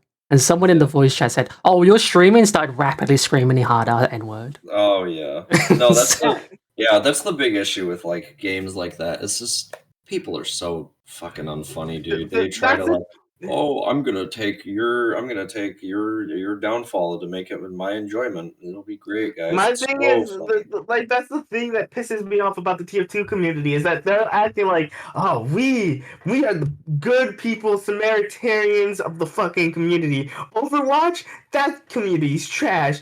We're wholesome 100. We will welcome anyone. We don't need any gay thing to like, you know. Our characters are wholesome 100 murderers who commit mass murder on a daily basis. Yeah. We welcome anyone, gay, trans, you know, any races can be in here. You know, we're the best community out there. And then you join in the game, and it's like, yeah, today I jerked off to a fucking PNG. Yeah. And the thing is, you could love TF2 gameplay. I love playing TF2. Mm-hmm. When I can, I play every once in a while. I love playing, you know, just the game in general. The Yeah. problem comes when when playing the game is just not fun. When you Yeah. have to deal with either that or the fact that Valve decided, hey, let's fucking give ourselves a lobotomy and not fucking fix the problems with TF2. The bot problem. You don't see as many bots nowadays, but the fact is that they easily managed to get past every update and be like, yeah, they're widespread, Mm-hmm. you know. And then there's also the problem that TF2 isn't updated like it was back in the day, and that like they get like every like a seasonal update, like they'll get the summer update or the Halloween update that's gonna probably be coming out soon. Yeah. And then people are gonna be like, "Whoa, TF2 is alive and better than ever." It's just shut the Whoa. fuck up. No, it isn't. You got spooky pumpkins in the overworld. Calm down. They're like, TF2 is alive and it's the best game on Steam. And I'm just like, really? Any other game on Steam would be better. You just don't see the player counts because most of them are cross-platform. Is your fucking game cross-platform? No. Yeah. See, the reason it's like there's a bunch of people playing other games that they have on Steam. There Mm-hmm. are games that are Steam that you could buy on other consoles, and they'll be like, "Well, there's more players on playing on Steam TF2 than say Call of Duty." I'm just like, "Yeah, because people play Call of Duty on their Xbox or PlayStation. Yeah. Why would they want to play it on Steam?" Oh my god, like it's so stupid. Oh yeah. Guys, we're the Really most is. wholesome 100 awesome community. Anyway, you're a fucking fat. Any person from that community who says that is guaranteed to be almost the opposite. Let's be honest. Oh yeah. Exactly. And My Most- also, way back I, then. Oh, sorry. no, I just want to mention the fact that TF2 fans will harass creators if they stop making TF2 content. Mm-hmm. It's happened many of times. We've seen it. Like it happened with Soundsmith, and I think most notably it happened with Musilk. And I'm pretty sure that's why he chooses never to touch the game ever again. Because he started doing Overwatch, and then Fortnite content more than TF2, and Yeah. people started getting upset at him for doing that. And I'm pretty sure that's what chases people off from playing TF2. So it's just like, Mm-hmm. maybe don't harass your favorite creator, and maybe they'll, make a video about your silly, stupid fucking game that sucks ass. I don't know.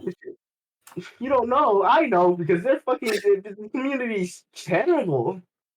Like, yeah, I'm getting to a game where there are like genuinely good people, and like I'm pretty sure one of my first TF2 games Mm-hmm. was on a shitty fucking laptop, and one of the guys was like, "Hey, come over here." They dropped the intelligence for me, and they let me go cap it as a new player playing engineer on Mm-hmm. 2-4. I was like, oh, that's nice. Everything else is you get those kind of games every once in a while, and then you get the most of the times you get the games where someone's like saying, "Oh, maybe Hitler wasn't that bad, guys." oh my lord. God. Yeah, I remember that from I've way seen- back then. I've seen that happen. But go on, Jenkins. Yeah, that was something that used to happen way back then during like the 2016, 2017 era of the game. It still And happens. Trust me. I know it does, but it was a lot more prominent during those times. Because what would you do? Find the person and just beat the shit out of them? No. I feel like they can do it simply because they're hiding behind a screen and because just nobody's really gonna give a shit. So it kind of eventually spiraled into people doing worse and worse because they know nothing bad's gonna happen to them. Yeah. Actually, you know what? Who remembers what happened to Titanfall 2? I don't even think I've heard of that game before.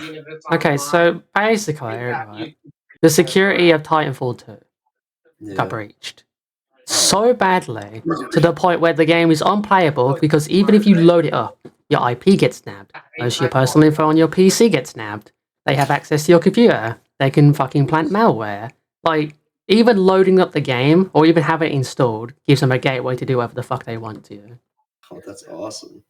And I think this happened with Titanfall 1 as well, actually, but I can't confirm that. But I know this definitely happened to Titanfall 2, to the point where the game is just unplayable. Mm-hmm. And this also happens sometimes to Grand Theft Auto. See, I have a mod menu for GT Online, and there are some features in it that are really questionable. One of which is you can click on anyone. Not only can you see their IP address, but you can also see the location they're based in and their longitude, longitude, and shit like that. You get a precise location on where this fucker is. And I'm just thinking, how the fuck does Rockstar Games have a security so bad? How they've not updated from peer to peer since 2013, by the way. Their servers are long outdated. And they let modders have so much leverage over someone's online safety to the point where you can literally duck someone just by owning a game. Yeah. So now I'm just stuck here, like, how do I have any faith that Rockstar's going to implement this kind of security with Grand Theft Auto 6 if it has an online mode? Like, are they just going to stick to old technology and have this shit, like, leeway again? Or is it going to be, like, updated? I don't know. I don't trust Rockstar. Yeah. And I don't trust them even more because Red Dead Redemption 2, again, suffers from this exact problem, despite being a newer game. So it doesn't help the fact that developers just don't have the security to deal with this. Yeah. Sony gets hacked multiple times. Microsoft, ironically enough, gets hacked the least. Yeah. I mean, they more so deal with computers anyway, so like they probably know most of what they were doing, the security. And Nintendo as well. Nintendo rarely gets hacked. I do not see them Yeah. hacked. Yeah, Nintendo. I mean, Nintendo is just like, they make sure to keep their shit secrets. Like, obviously, there's leakers and everything like that, but they make sure that they keep their stuff under wraps. Which is baffling because Sony, one of the most successful game companies, can't even keep their security up for less than 3 months. To be fair, they're the people that make the Blu-rays, so I don't think they're gonna have too good security when it comes to their video games. Oh, absolutely not. It was just stupid. Like, though. who's trying to hack into your DVD player? That's all I'm saying. It's fucking stupid. And it's even funny because PlayStations are the easiest consoles to mod to date. Yeah. And the strongest evidence of this is, let's take, I don't know, Dragon Ball Xenoverse 2, for example. On the Switch, you'll get a 1 in 100 chance of encountering a modder because it's that rare. Xbox, same sort of scenario, 1 in 100 because they're quite rare.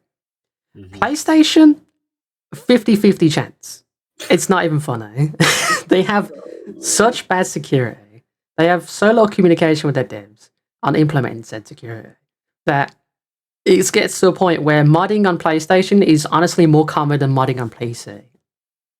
Would you say that it's easier to mod than your 3DS? I would say yes. Is that laughably bad? Yeah, that's pretty bad. And ironically enough, I'd say the 3DS was more secure. Yeah. Oh my god. And honestly, I don't like the Switch and how it's like sapped Nintendo's console's personalities. Like, I remember seeing how there was a shop theme planned for their eShop and they scrapped it for no reason. See, I'm Nintendo's biggest dick rider, if I'm honest. Well, sit down because you're wrong. No, yeah, I'll sit down on Nintendo's, Yeah. Watch me. Yeah, The thing is, don't stand up. Get back down. that's what I'm doing. I'm getting back Okay. down. Okay. Alright. Getting back down is me defending Nintendo. All right. Look. The thing is, I get where you're coming from, but like I said, I acted like I was going to defend it, but like no, I get where you're coming from. Where it's like you feel like it doesn't have any personality outside of the interchangeable. Oh yeah, you can take it off and put it back into a dock. You can have it be on your TV, or you can carry it around. I get Yeah. that. Respectfully, go fuck yourself. I'm kidding. I don't know. The It's Oh my just god. ever thing since the is, 3DS, the 3DS was peak, and then the they just three, the, the changed it. thing is, the 3D. They want the thing is with the Switch. The Switch is supposed to be their next major console. The reason why they took so many liberties with the 3DS is because that was their side thing, the Yeah, handheld. look how well the Yes, it was. 3DS was sold for. That's Yeah, crazy. Maybe they should yes, take a but little notes from I'm that. gonna slap you if you interrupt me again. I'm not gonna do that. But the thing is, the Switch was gonna be their next major console, and it's coming off what people would consider a disaster console. Even the Wii was fucking great.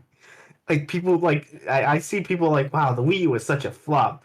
Yeah, it didn't sell very well, but it's still a fucking great thing. Like, dude, I'd rather have a Wii U than a Switch if I'm honest. Because with the Switch, they don't. There's nothing I could do much with it. For Wii U, at least I can buy a disc and be like, yeah, I bought this Wii game that's like 30,000 years old, but I still can play it. Yeah, So I'm but saying like, that the backward compatibility of the Wii U yeah, is a no, but better point. that's the whole point. The point is like the Switch took away so much of what made the previous game so nice. Like the Wii U But had like as flawed as the Wii U was, at least it had backward compatibility. You the know, the thing, 3DS was awesome, but at least it had like it had like little themes that you could have for the home screen. What does the Switch have? Oh, you can take the controller off. Oh, you can have a dark mode. another thing about the Switch That's like that it. That's like all the I personally like about the Switch is well, obviously they added more features in its 7 years lifespan because you gotta justify yeah. paying $50 or $20 for. Well, I like the idea that Switch Online is $20 if you just want the play online.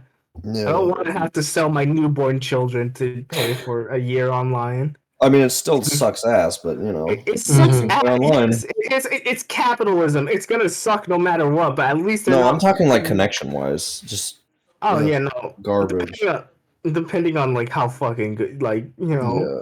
Nintendo is like, yeah, if you live in the major cities, you have great connection. If you live in a town, I'm sorry, pal. If you live in Madagascar, you are doomed. Yes, the famous area of Nintendo tournaments. Yep. Dude, I would love to see a commercial. I would love to see Nintendo do a commercial with the penguins of Madagascar for the Nintendo Switch. Crazy. I think they tried instead new of. game. I think it's instead of trying to be creative with the Switch with its layout and all that. I think what they wanted to try was being more creative with directs and like putting more effort into like presentation for their games. Probably, yeah. It's most because that's what the directs are fucking awesome to watch. Like I know people like But they're joking, not farming simulators. dude. I would love to get a Splatoon farming simulator. I want to see how that shit would work. Dude, if they gave me a Splatoon farming simulator to see how the fuck a post-world no mammal society works, I would love it. But yeah, but they're Because, always like, "Oh yeah, you're back in the real world." because fucking my thing is with the whole thing, man, the fact that all mammals are dead means that fucking whales and dolphins died. Mm-hmm. It's so crazy to think about that. Just And funny. then like somehow they have fucking ice cream. So what do they milk? What are they milking for to get ice cream? I mean, Don't worry about it. there was a bear. The bear read the bear is fucking dead. Wait, You guys want to know something really crazy? Mm-hmm. In Kirby, there are only two mammals, which are hamsters. So until proven otherwise, the only milk in the Kirby universe is hamster milk. How do that's not. Well, isn't it just What Kirby's, the like, fuck? isn't Kirby's world just made of like something like there's It's just made of random various food around? creatures. They have like normal food, but like it's all just kind of like alien creatures. That Can don't really... can you make DDD milk? No, we are not making DDD No. milk. Don't make DDD into milk. What about Meta Knight milk? No, not that either. You know what I miss? I miss loading a Nintendo console and getting these like whooshes of introductory sounds. Best case example, the Nintendo Wii and the DSi. Mm-hmm. Like they'd introduce you, they'd make you feel euphoric and stuff. I love getting. I love sneaking out into the middle of the night and getting jump scared by Super Smash Bros. Brawl Ultimate or Super Smash Bros. Brawl channel thing. My Where it would thing, just kill you. I personally, well, I get where you're coming from. I personally love just like getting into things right away. So just having the, you know, Yeah, I mean that's valid, but like I'm more of a person who prefers presentation. As someone who is very into like really snappy, like really good animation in both games and just normal media. I love fluid animation. I love animation that's clear, concise. I love flashy things. Like if I want to, I would see the Sonic and the Secret Rings Wii channel thing every single time I want to boot up. Yeah. See, my thing is with That's my notification sound. That's why in general my thing is is I don't care about like the console presentation. I just want to play the game. That's the main difference. I like playing games that give me the presentation. That's what The thing is that, but the thing with Nintendo is that they already set the precedent with both the Wii and even the Wii U. I'm pretty sure still did that kind of thing. Hey, look, Yeah. look, they're going through their midlife crisis. They're 183 years old. Mhm. Yeah. Like both the Wii, the Wii U, and the 3DS all set the precedent of like I love really the good fact that console Nintendo- presentation to then I just love- suddenly be snapped back into only having light and dark mode. I love It it. kind of saps out the light of everything, the life out of everything. And there's like I no love OST Mario either. Kart. Yeah. No music, no nothing. It's just two Was there generic even sounds. music? Was there Yeah. even music for the layout? I think the Wii U had music. For the Wii, its- no, for both the 3DS too. If you like stayed on the title screen for a little bit, it would play like little sounds and music from the game. And the options menu had a theme as well. Yeah. And also Mi Plaza, there was also Face Raiders. Well, to be fair, I understand why they shut down Mi Plaza. At that, it was at that point, Mi Plaza was like, it was like I'm pretty sure they shut it down on the end lifespan of the Wii U, didn't they? Yeah. I'm half certain, yeah. Yeah, I'm pretty sure they shut it down because like they were gonna be like, yeah, buy the Switch. I mean, they're killing the Wii U servers next year Yeah. after fixing Splatoon. It's kind of funny. Yeah, you have to play It is pretty funny. You get to play this game again. We are now closing this game forever. Have fun. And then You're not allowed to have fun.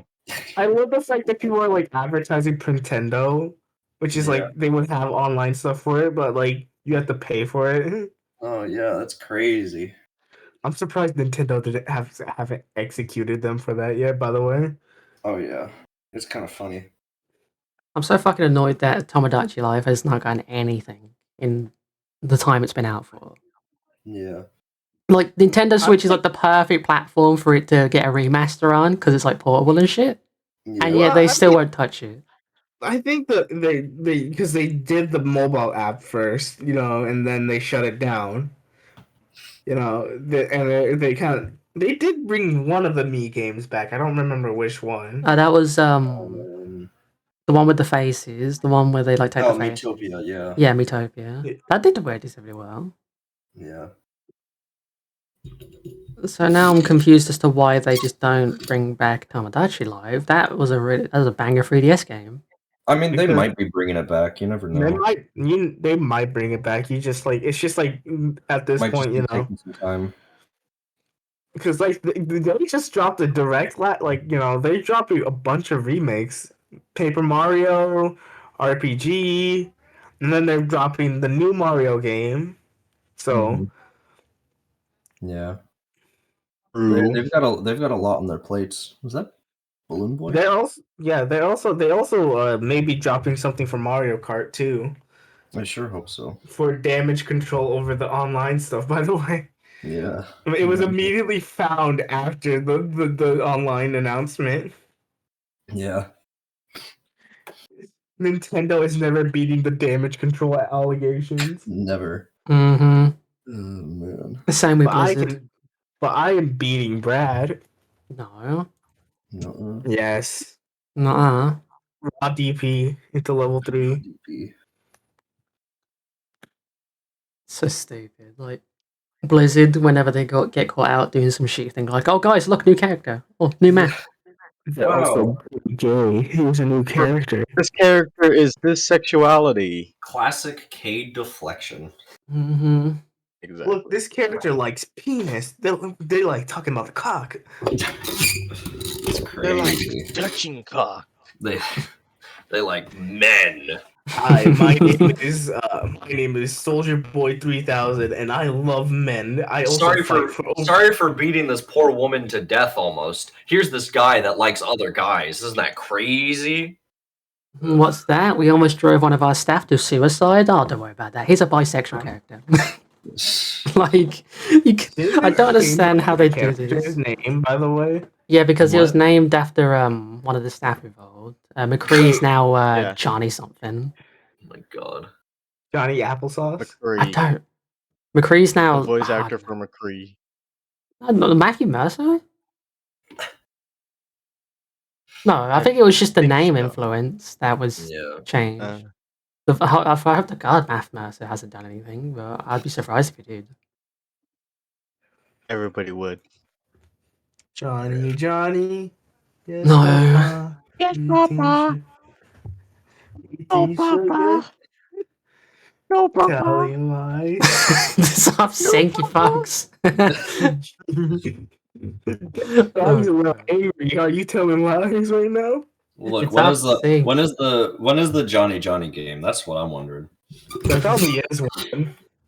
It's a QTE event. QT. you have to make sure that you tell the correct lie, or else Dad is gonna kill you. Unless he just fucking stabs you. Yeah. If you- I don't think it would. Yes, I think Papa. it'd be funny if it was just like like Johnny just disintegrated from like a beam or something. Yeah. Like, you get one of the QTEs wrong, he just bulks up into this huge muscle mass. It's like, son, this is the last time you lied to me. It's just this fucking intense boss fight where you fight on the moon and shit. Big bang attack. Sonic Frontiers boss fight level shit. Dude, I would. If you ever say Sonic Frontiers again, I'm gonna fucking murder you. Sonic Frontiers. Dude, Sonic Frontiers, I'm pretty sure we talked about it, but I genuinely do not like the gameplay of it. Well, I love the Yeah. gameplay of it. I don't like how repetitive they keep getting with it. Oh, you beat the boss. Good for you. Now do it again, but with a different boss. You know Sonic what I will- Frontiers was a I testing don't know. ground. I mean, the combat was fun. I will say. Like, I like. Look, I'm not saying. Look, I'm not saying the gameplay is bad. I love the combat. I love what they did with it. It just feels like it's the same thing with how they do it. You're Yeah. doing the same thing over and over again. And Brad saying, "Well, I think it's a testing ground." That doesn't make it even better because it's a full price game. I'm paying $60 for a game. Yeah. I got it for If like I'm 20 quid. Good for you. I paid $60 for the game, Brad. For like 20 quid. Oh, good for you, Al. Some of us did it, you fucking chimpanzee. Oh man. 20 quid. Oh my god. I should beat you with a stick. I know, I can't hate Frontiers. The boss fights were just... It took me back to can. Unleashed. Yeah. I The one can, thing. but- The one thing that I will say, I've already said that they needed the level design to be better for the overworld and the cyberspace. I feel like what they could have done is they could have separated the combat. Like I already feel like they separated the combat really well from like the traditional Sonic levels. Mhm. Like they did that pretty well. But y'all remember the level up system that makes the bosses like absolute jokes? Oh, That was my yeah. favorite. The Yeah, I balancing watched of that Frank's game video on was that. garbage, dude. They need to. Like, I remember I streamed this. I went through the entire game with level 1 stats, and I beat it still, with little to no Yeah. issues. And like, I feel like the worst part about it is that they overcorrected with the hard mode because they were like, "Yeah, remember how you only have two hits in Sonic the Hedgehog? Yeah, we're gonna do that in the combat focused game, the one where you don't kill everything in one hit. That'll work," and it didn't work. Like, I understand that they're trying to keep the spirit of original Sonic and everything like that, but it's just, You you can't know, keep the spirit of original Sonic in a game that's very vastly different from original Sonic. That's the yeah, problem. If you want, the thing is, they're too afraid. They're afraid of straying away from that because Sonic fans are the most rabid, disgusting people on this Oh my planet who god. deserve to be put down. they're the most nostalgia blind fan base I've ever seen. And like the funny thing is that half of them aren't even that nostalgia blind. In fact, I think it's a combination of not only the developers of the game, but also the fan base that are all nostalgia blinded, They're all which is white. honestly kind of funny. True. The problem with it is just like Frontiers. If it was just like if they put more effort into like trying to make a distinguished Sonic game that doesn't have any callbacks to any of the previous ones, not like story wise or whatever, but like no level that is you know what I'm saying? No level that is from Yeah, previous games. What yeah, they could have done with cyberspace, they could have done unique, instead of like having it be, oh, these are Sonic's memories from back then. Do it how it in the game. The explanation for the guardrails is that Sonic's Mhm. fucking hallucinating, right? Yeah. Why don't they just do Funny. that? Like have a when you do a cyberspace level, be like everything's corrupted around you. You gotta just make it something fun that also continues the aspect of a semi or open world. Yeah. Just have it be like a corrupted world around you, and you have to do a mission real quick. You could add the new gimmicks to it instead of, oh, you have to collect 5 red Oh, coins. get red rings. You guys like red rings and other Sonic, right? That shit was so annoying. Dude, and they weren't even placed in like good spots too. Usually red rings are supposed to be like in the faster routes that are more difficult to reach. It was like on the bottom routes that are supposed to punish you for being bad at the game. It's like, oh, you're not that skilled at the game. Well, let's just take you through this slower route. You're not going to get a good time for it, but it's just take your time. You'll get there eventually. Like that's the whole thing about like older Sonic levels is that it punished you for like not really knowing the level of the layout, and that's why they're so replayable. Because once you know like all the shortcuts and everything, you can get shorter and shorter times and everything like that. No, but But when you put Frontier. the rewards in, like you're rewarding, like it's like a participation award. It's like, oh, you tried. Here's a red ring. Oh, you didn't make that tough jump. That's gonna get you a better time. Oh, well, have this red ring. That'll make you feel better. Like, no, I feel like it's more rewarding when you actually figure out how to get to that other part. You're like, oh, there's a red ring here. I can get that. That's so sick. I should remember that for like this time. Instead, you're just guiding people towards like other paths that are just stupid and dumb. Do red rings have any use in the game actually? Aside from getting like I think it was like the little tokens or whatever, the keys, not really. And even then, you can already get keys through like fishing and everything like that, so it doesn't really matter. I still don't understand why they just decided that fishing was going to be like the best way to level up your stats. It's like, what? I just want to Why? say, I think it's funnier the fact that fishing is one of the Oh, best it's funny, best yeah. things. No, ironically, in the game about being fast in combat, the most fun thing to fucking do in this game is to sit down, slow down, relax, and fucking fish. Yeah. That was genuinely so fun. I wish Like I was joking on that. Like if it was a mini game, like if it were like a more complex mini game, I feel like it would have been nice. It would have been a nice addition to the game.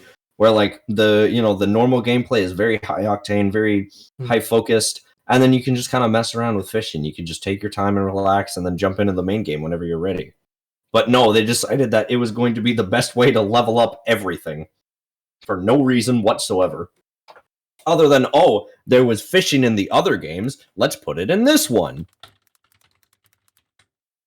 Ugh, man. The gaming is a mess right now. It's either It's predatory, lazy, or just outright insulting. And then you have like the rare gems among them. Hopefully Spider-Man is going to be a breath of fresh air. I have full faith in the Spider-Man devs. They have not only created two of the most beautifully feeling and like, really good story in a game I've had in like a really long time, but they also just know their community. They know like that, they know the Spider-Man fans, they know about what they want in their games, they know references, they know like all the jokes and everything. They know what Spider-Man fans want, so I have full faith within them. Like, even if it takes a while for the game to come out, even if they have to delay it, that's fine. I have full faith that they're going to be able to deliver a product that people will like. Obviously, there's going to be elements that not everyone's going to like. Like, it's probably going to be Eddie Brock who's going to be, or not Eddie Brock, it's probably going to be, what's his face? Harry Osborn, who's going to be the Venom symbiote, which is... They were teasing that, yeah. It kind of sucks. I kind of wish it was someone else like Brock or even Flash like they did in the other comics or anything. But I mean, if they're able to do it in an interesting way, sure, all the more power to them. As long as they make it an interesting plot point and have reason for Harry to be with the symbiote and everything, like, that's fine by me. I don't really care. If it's anything like the first game, I know they'll kill the story. Like, it was really good, the first game story. Oh yeah, the second game was just kind of a rehash of the first game, though. I will be completely honest. Well, like the Miles expansion. Yeah, Miles was just kind of a rehash of the first game's story, but like a little different. I don't know. I can forgive Miles. It's not its own game. It's like a rehash. It's like a rehash DLC type deal. So it's less impactful for it to be good or bad because it's. Definitely. It was just kind of like, oh yeah, we're gonna experiment with like the ray tracing and everything like that. So we're just kind of Miles' abilities, his invisibility, his abilities and all that stuff. Like, sure, the story wasn't the greatest, but.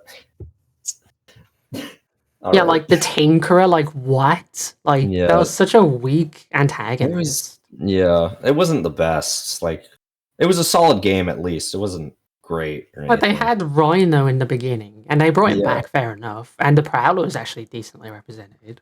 But like the Tinkerer, she's the big bad, really. Yeah. And Troy Baker. They just didn't do enough with Tinkerer, honestly.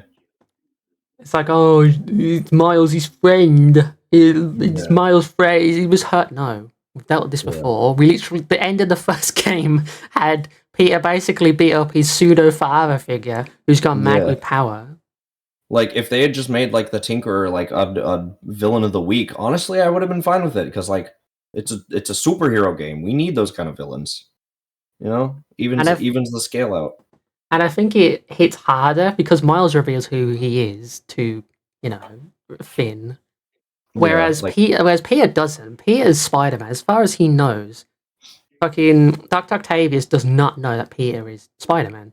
So when he drops a line, Parker, he knew the entire time. And you can hear how fucking pissed off Peter was about that. Yeah, because Peter was like, you knew and you were trying to kill me this entire time. Yeah, it just makes the moment, it makes the betrayal like feel more genuine. It's just stronger. Whereas Finn just knows it's Miles. It's just, they know who they are. Yeah, and then they're just like, oh no, he betrayed her or whatever. I'm gonna kill him now because I won't listen to reason for whatever fucking reason. Like, I think it'd be stronger if, I know this is probably gonna rehash the first game, but like, have it so like in between the fight, Finn's just like, don't try and stop me, Miles. Like, she just blurts that out. Yeah. Or you know what it could have even been, instead of having her as the big bad, make it the CEO guy. Make him want to like destroy all of Harlem or something. Like, give him motivation to do that. Maybe there's oil under the ground or something like that, and he wants to get the oil because he's a greedy businessman or something like that. And all this is just a ploy. See, that's the thing. He is the antagonist. Finn is technically doing the right thing, but her action is going to destroy Harlem. Yeah. So it's even more confusing why we're kicking her ass for trying to do the right thing instead of telling her no. Like, Yeah, because this is gonna and kill everyone. the biggest issue is that she never listens. That's her biggest thing. Because If if it she was like a listened, the fight wouldn't Yeah. exist. Yeah, like that's the whole issue. Like they pinned everything on her. Like, oh yeah, this is the bad guy that you need to stop. It could have been like a collab between Simon Fisher and I think that was his name, and Prowler. Like it could have, or no, Simon Krieger, not Fisher. Like they could have had everything between Krieger and Prowler. Like maybe like Uncle Aaron is like, oh yeah, I'm gonna evacuate everyone before the explosion happens or something like that. Uncle Aaron making the worst beats known to man. Like, oh man, there were just too many good ideas for that story. So like, obviously, I am a little shaky about the story, but I still have faith of them. Dude, I can't wait for the Spider-Man Venom backshot scene. Oh my god. That'll be my favorite.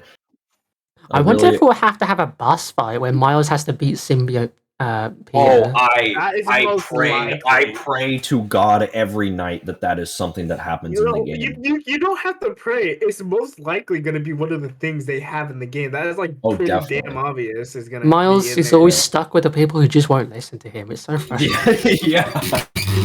It's just funny. He's got Uncle Aaron, he had Finn, and now it's gonna be Symbiote Peter. It's like But to every be time fair- he stops someone, they have good intentions, but like they just don't listen to reason. It's just so Well, stupid. no, to be fair, the thing is with the symbiote is that it warps your mind. We can see it throughout the trailer. We see it in. It Well- warps your mind to. It does. I mean, it doesn't warp your mind. It more so enhances the negative attributes of your personality. It Which makes is you more warping your feral. mind. Yeah. Yeah. Well, that's not essentially- warping. That's It kind of is. I don't know. See, I No, think just to tickling better your describe, brain. yeah, to better describe it, it plays on your impulses and it makes you want more. Because I like just want- Peter has always been a character that like, he has to put aside his own personal wants, he has to put aside everything. Like that's gonna build up in a guy. That's gonna build up in somebody who has been working his entire life serving other people, putting his own needs aside. Like that's gonna build up. Eventually he's gonna start like resenting the people he has to save. He's gonna start throwing them down to the ground angrily. He's gonna Yeah, he start does. In the chasing trailer, he after- literally he's gonna does start exactly chasing that. after bad guys to permanently solve his solution, rather than follow his no killing rule. And someone Like- pointed this out, right? Peter normally webs up the falling helicopters and falling debris, right? Symbiote Yeah. Peter does not do that. He Yeah. lets them crash. Yeah, like because like he's tunnel visioning. He's like I do feel like Peter, like usually he blames himself on a lot of things, but he also blames the villains a lot of the time too. Because like if you're a guy and you're just trying to do your best to save people, you look at these people with cracked out powers like you have yourself, and you think of like, man, if only they had if only they knew of the responsibility they have in order to do good in the world, rather than just take it for themselves. You're gonna start like, these people go against my whole entire ideology. Like, why should I care about them? I'm just gonna kill them. I want to make a little statement real quick about Venom in general. The fact is that Venom nowadays has, depending on the media, of course, has either been portrayed as this crazy like symbiotic thing, Mm-hmm. and the main Venom, 616 Venom from main Earth, whatever you want to say. Yeah. The reason why that Venom why he went crazy.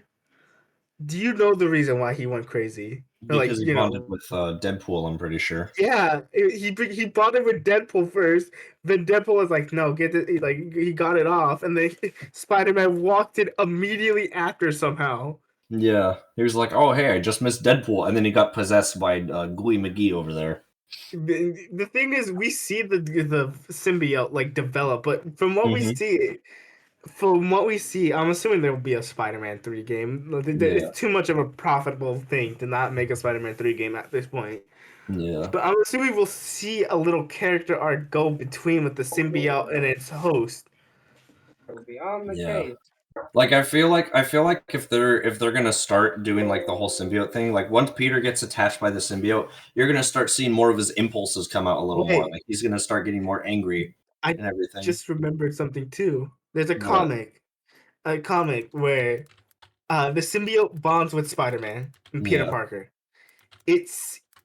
sees it gets all of his memories. It sees all his memories. I believe this is either the ultimate symbiote. I don't remember, but it sees all his memories, but it also feels all the sadness he has within his.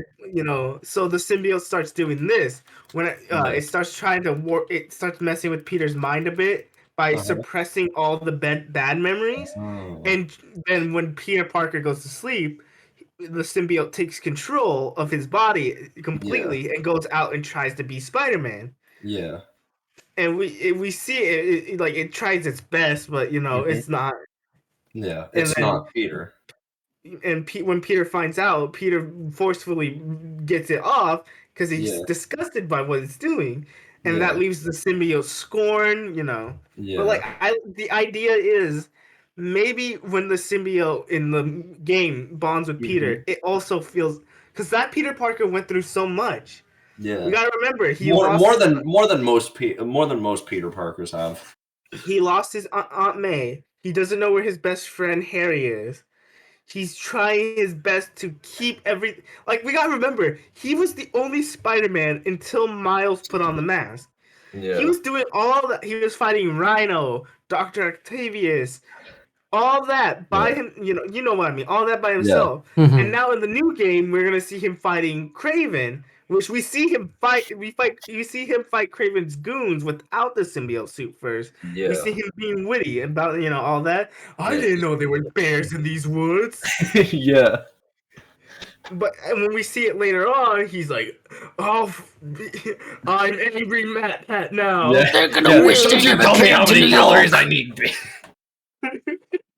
They're gonna wish they never came to New York. Like, Yeah, so I could see the symbiote bonding to him and not only amplifying his like negative emotions, but like trying to like if they develop the symbiote as its own personality, like how most things do, Yeah. and not just make it one bland thing for evil person McGee to get his hands on, Yeah. like I don't like the know. Venom movie. I think what's happened is this is clearly emotionally motivated for Peter because he says they're gonna wish they never came here. So clearly there must have been something, some sort of tragedy they've committed for him to treat them like that. MJ's dead. I Either- imagine. I don't know. I don't think they would. I don't think that they would kill Because off. No, it's not- normally with a symbiote he's just cocky. Like say with You can't say he's cocky because most of the time with the symbiote, it plays into the dark emotion. Yeah, Well, no. one of the He's like he is snarky. like really cocky. he's cocky, but like that's also playing into the ego and dark side of things. That's not like something that's it's not. It's something that's a part of the symbiote playing with your it's tickling your pickle. I don't know, because like what I brought up is like the whole like the resentment of supervillains thing. I think maybe that's what it might be. That's what I'm saying. I should not. I think Peter's just emotionally vulnerable, and Yeah. the symbiote is playing into that by making him vengeful, spiteful. That's what we're all He's starting to kind blame of saying in different ways. rather than blaming rather than blaming himself like he is, he's finally starting to blame other people. Mm-hmm. And that we could see that play out with him blaming Aunt May's death on Doctor. On Octavius, or even like blaming like a couple, like if he loses, if he's trying to save someone and they end up dying, then he starts, then he could start being like all vengeful against Kraven. It's like, this is your fault. If you hadn't come here, this person wouldn't have died. I think Mary Jane dying is a possibility. Yeah. I don't think she's dying. She gets kidnapped, most likely. Yeah, either she gets kidnapped. I don't think they're gonna kill her off because like we literally just got her and Peter back together. So why would they waste that? Because it's Spider-Man. You know what they do with Peter and Well, Mary yeah, Jane. they're not that bad. The games have been pretty good on trying to give Peter a decent life. Yeah, they're not over there with what's his face, Steve. Mhm. Yeah, the comic book writer just really fucking hates Steve. Yeah. Peter Parker's wife. The thing is, he traded his marriage to get Aunt May back, and that just says a lot for itself. Yeah, that just says a lot because like Peter, he's not that selfish. Like, yeah, he'll be a little selfish every now and then, but like, really? That's my thing is, like, why would you want to bring like you could have so many good stuff with Aunt May being like in the story itself. Aunt May says, "I'm happy being dead. Yeah. Because I'm assuming she's dead. She's in heaven with fucking Yeah. Uncle Ben. With Uncle Ben, like you gotta realize, like, yeah, there's like afterlife in Marvel and stuff like that. Like Mhm. he's like, fuck you, fuck your emotions. I want you Yeah. back, bitch. Make me a sandwich. I love Marvel editorials. They're my favorite. Anyway, but like I believe what's gonna happen is that like there's gonna be a breaking point, and we see it in the symbiote trailer when he doesn't save Yeah. the people, and Miles is like, "What the fuck are you doing?" Yeah, he's like, you gotta save the people. He's like, no, I'm going after Craven. That's your job, He doesn't even think he's sidekick. not going at. He's not even going after Craven. It's during Or the the- lizard thing. Oh yeah, the lizard. Oh Because yeah, they're bringing Lizard in. I forgot about him. And when we see what we see is it's the scene where I believe the boat's crashing or something's crashing, Yeah. and we see Miles save the civilians out of the way, but Peter doesn't.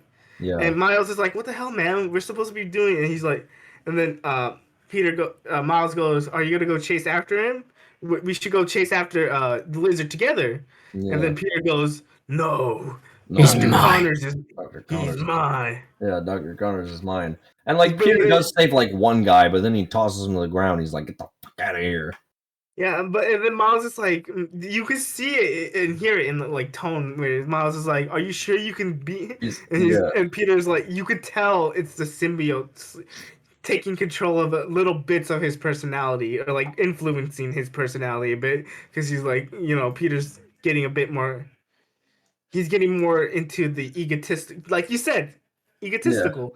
By the way, this podcast episode. You have to change the name of it. By the way, this is not classic gaming versus modern gaming Yeah, I anymore. just noticed that right now. We're just kind of spitballing about games. Mhm. Which is probably a better episode in general. Yeah. Sometimes. Well, if we could do classic versus, because there's not much you could say. Thing is, with comparing classic and modern games, they're so fundamentally, different from each other. Like the only game that I think like keeps its,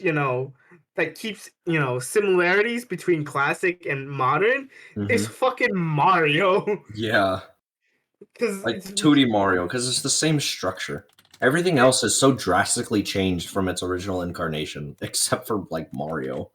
you could say the thing is you could say that for both the 2D games and the 3D games. They're all very much similar, but they all have their quirks to them. Obviously, they still keep elements of the original, but they all have different, differentiated. Like the Galaxy factors. games, you get the power ups, you get the spin attack, all that. You got the Luigi Mansion spin-offs.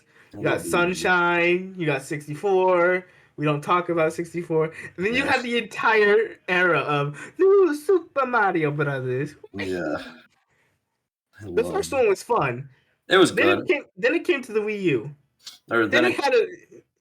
No, it was New Soup, and then it was New Soup Wii, then it was New Soup 2, and then it was New Soup Wii U, and then it was New Soup Deluxe, which is just New Soup Switch, but Wii U. We don't. What about New Soup Luigi? Yeah. Twice. Yeah, but the whole New Super Mario thing was just like, oh yeah, it's been like 10 years since we've gotten a new 2D Mario. Of course we'll welcome this. And then they released it for the Wii, and they're like, okay, another franchise, another game in this franchise. I mean, hey, we have multiplayer now. The levels are pretty well designed. And then it was New Soup 2, and it was like, oh, this again, but with Gold with coins, and then it was New Super flower. U, and it was like, oh, multiplayer again. And we got an Acorn. Wahoo! And then it was And New Super Tiny Luigi. It was like, Yoshi. okay, this is an interesting gimmick. This one's kind of interesting. This should have been New Soup U at launch. And then it was New Soup Deluxe, which literally just prepackaged Wii U into the game again, but it added what, Toadette? That was the only thing it added. Mhm. Sure. Yeah. Yeah. And the infamous crown. Oh yeah. The crown. Hey, look, the crown. It turns Toadette into Princess Peach alike. Named Peach. Crazy. And then Uh, Matt Pat based his theory on that around a colony of bees. I'm not joking, by the way. I can I'm see sure- why that's the case, given the Mario universe's weird, wacky biology, but I think that's a bit of a stretch even then. Oh, it's hilarious. It's a hilarious. I stretch. sure hope no one does anything else with that crown because it's just meant for Toadette and it doesn't do anything else for It anyone doesn't do else. anything for anyone I else. ironically like the Bowser design. That's just me. It's just depending. I think the thing is, Bowsette, the initial design is very just generic white anime woman. Yeah. I think it's just it's a simple rendition of what Bowser would look like with that crown, and I think that's fine. No, I it's don't know. terrible. If you're gonna make Bowser into a human, especially a big titty anime woman that like they wanted, at least show the fact that he is literally, you know, the king of Koopas. You don't make him generic anime because I get it. When she puts the crown on, she becomes a Peach lookalike, but she's not. She's not as tall. I'm pretty sure. She's still, short, and she has features that show she's still Toadette, like her hair. That was it. The whole thing was, oh yeah, it's just Peach, but with maybe bigger boobs. Yeah. It's And like she's Peach. She has a tail and a shell. and she has horns. That's it. But my favorite thing is my favorite design of Bowser are usually the ones that are like trying to be more unique and put more effort into it. Like Yeah. Bowser is a big fucking strong guy. Yeah. At least put He's got red muscles. hair. He's got red hair. He's got big red eyes. He's got armbands all over him. Like Yeah, you could even do those. yeah, you could do so much more, but they're like, yeah, no. No. Are we almost finished, by the way? Because I downloaded a new game and I want to play it. Yeah, Oh, we've been doing this for like 2 hours and 20 minutes. Yeah, we've been rambling for a bit, but Okay, guys, this is the end of the podcast episode. If you love this recording session, please remember to hit that subscribe button. Kill 10 children in our names. don't What? kill children. I am not being legally bound by that. You cannot sue me. You cannot press Sacrifice your charges. newborns to The us. exclusion zone does not take credit for any children murdered after this podcast. If you want to press charges against Ame. No, don't worry. We could send it all to Jenkins so we can extend his life. Okay. He's a frail old man. He needs it. I require the souls of newborns. That's what I'm saying. And don't forget to catch streams on twitch.tv/. No, I was gonna say that. No, you can't just promote me for me. Promote something Anyways, else, loser. Yeah, everybody, thank you for joining in. Sorry if I took this podcast by the neck and started ringing it for all of its worth. If you want to see more of Guess me, what I did last week? if you want to see more of me, I'm the funny Ioto person. It's twitch.tv/wondering egg. Brad, throw up a graphic of my profile on Twitch. Throw that up. Hold on. Throw that up. Yeah. I'm also there, by the way, sometimes. Yeah, but most Ame's of the there time. sometimes, but only sometimes. But I could be there a lot more times. Don't worry. Yeah. I haunt your dreams forever. Well, yeah, after you finish college, of course. No, I mean I don't care for college. I'll be there even if I have something to do. Of course, yeah. I might stream today. Oh when this is being recorded. What happened? I got jump scared by Dokkan. Oh, I don't worry about genuinely that. thought you were just about to say I didn't record any of this. Would have been funny. But yeah, I might be streaming today, the day that this is uploaded. Is this going to be uploaded today? It's not gonna be No, uploaded today.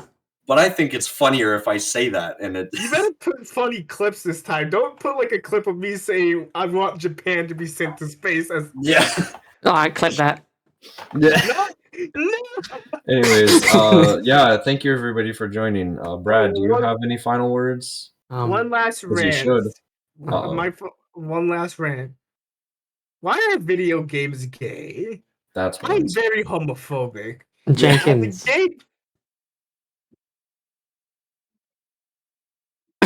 Jenkins. No, that's it. No, that's Jenkins. it. Yeah. What did Jenkins do? Do you have any final words? You've been quiet for quite a time. I require more sacrifices to extend my life. Don't worry, Grandpa. We'll get you those. Get you those souls, Peapod. Don't worry. People. Peepaw. Oh, what is this? FNAF? Yeah. You know what's funny? I just picture the mental image because my like PNG is Lore Master.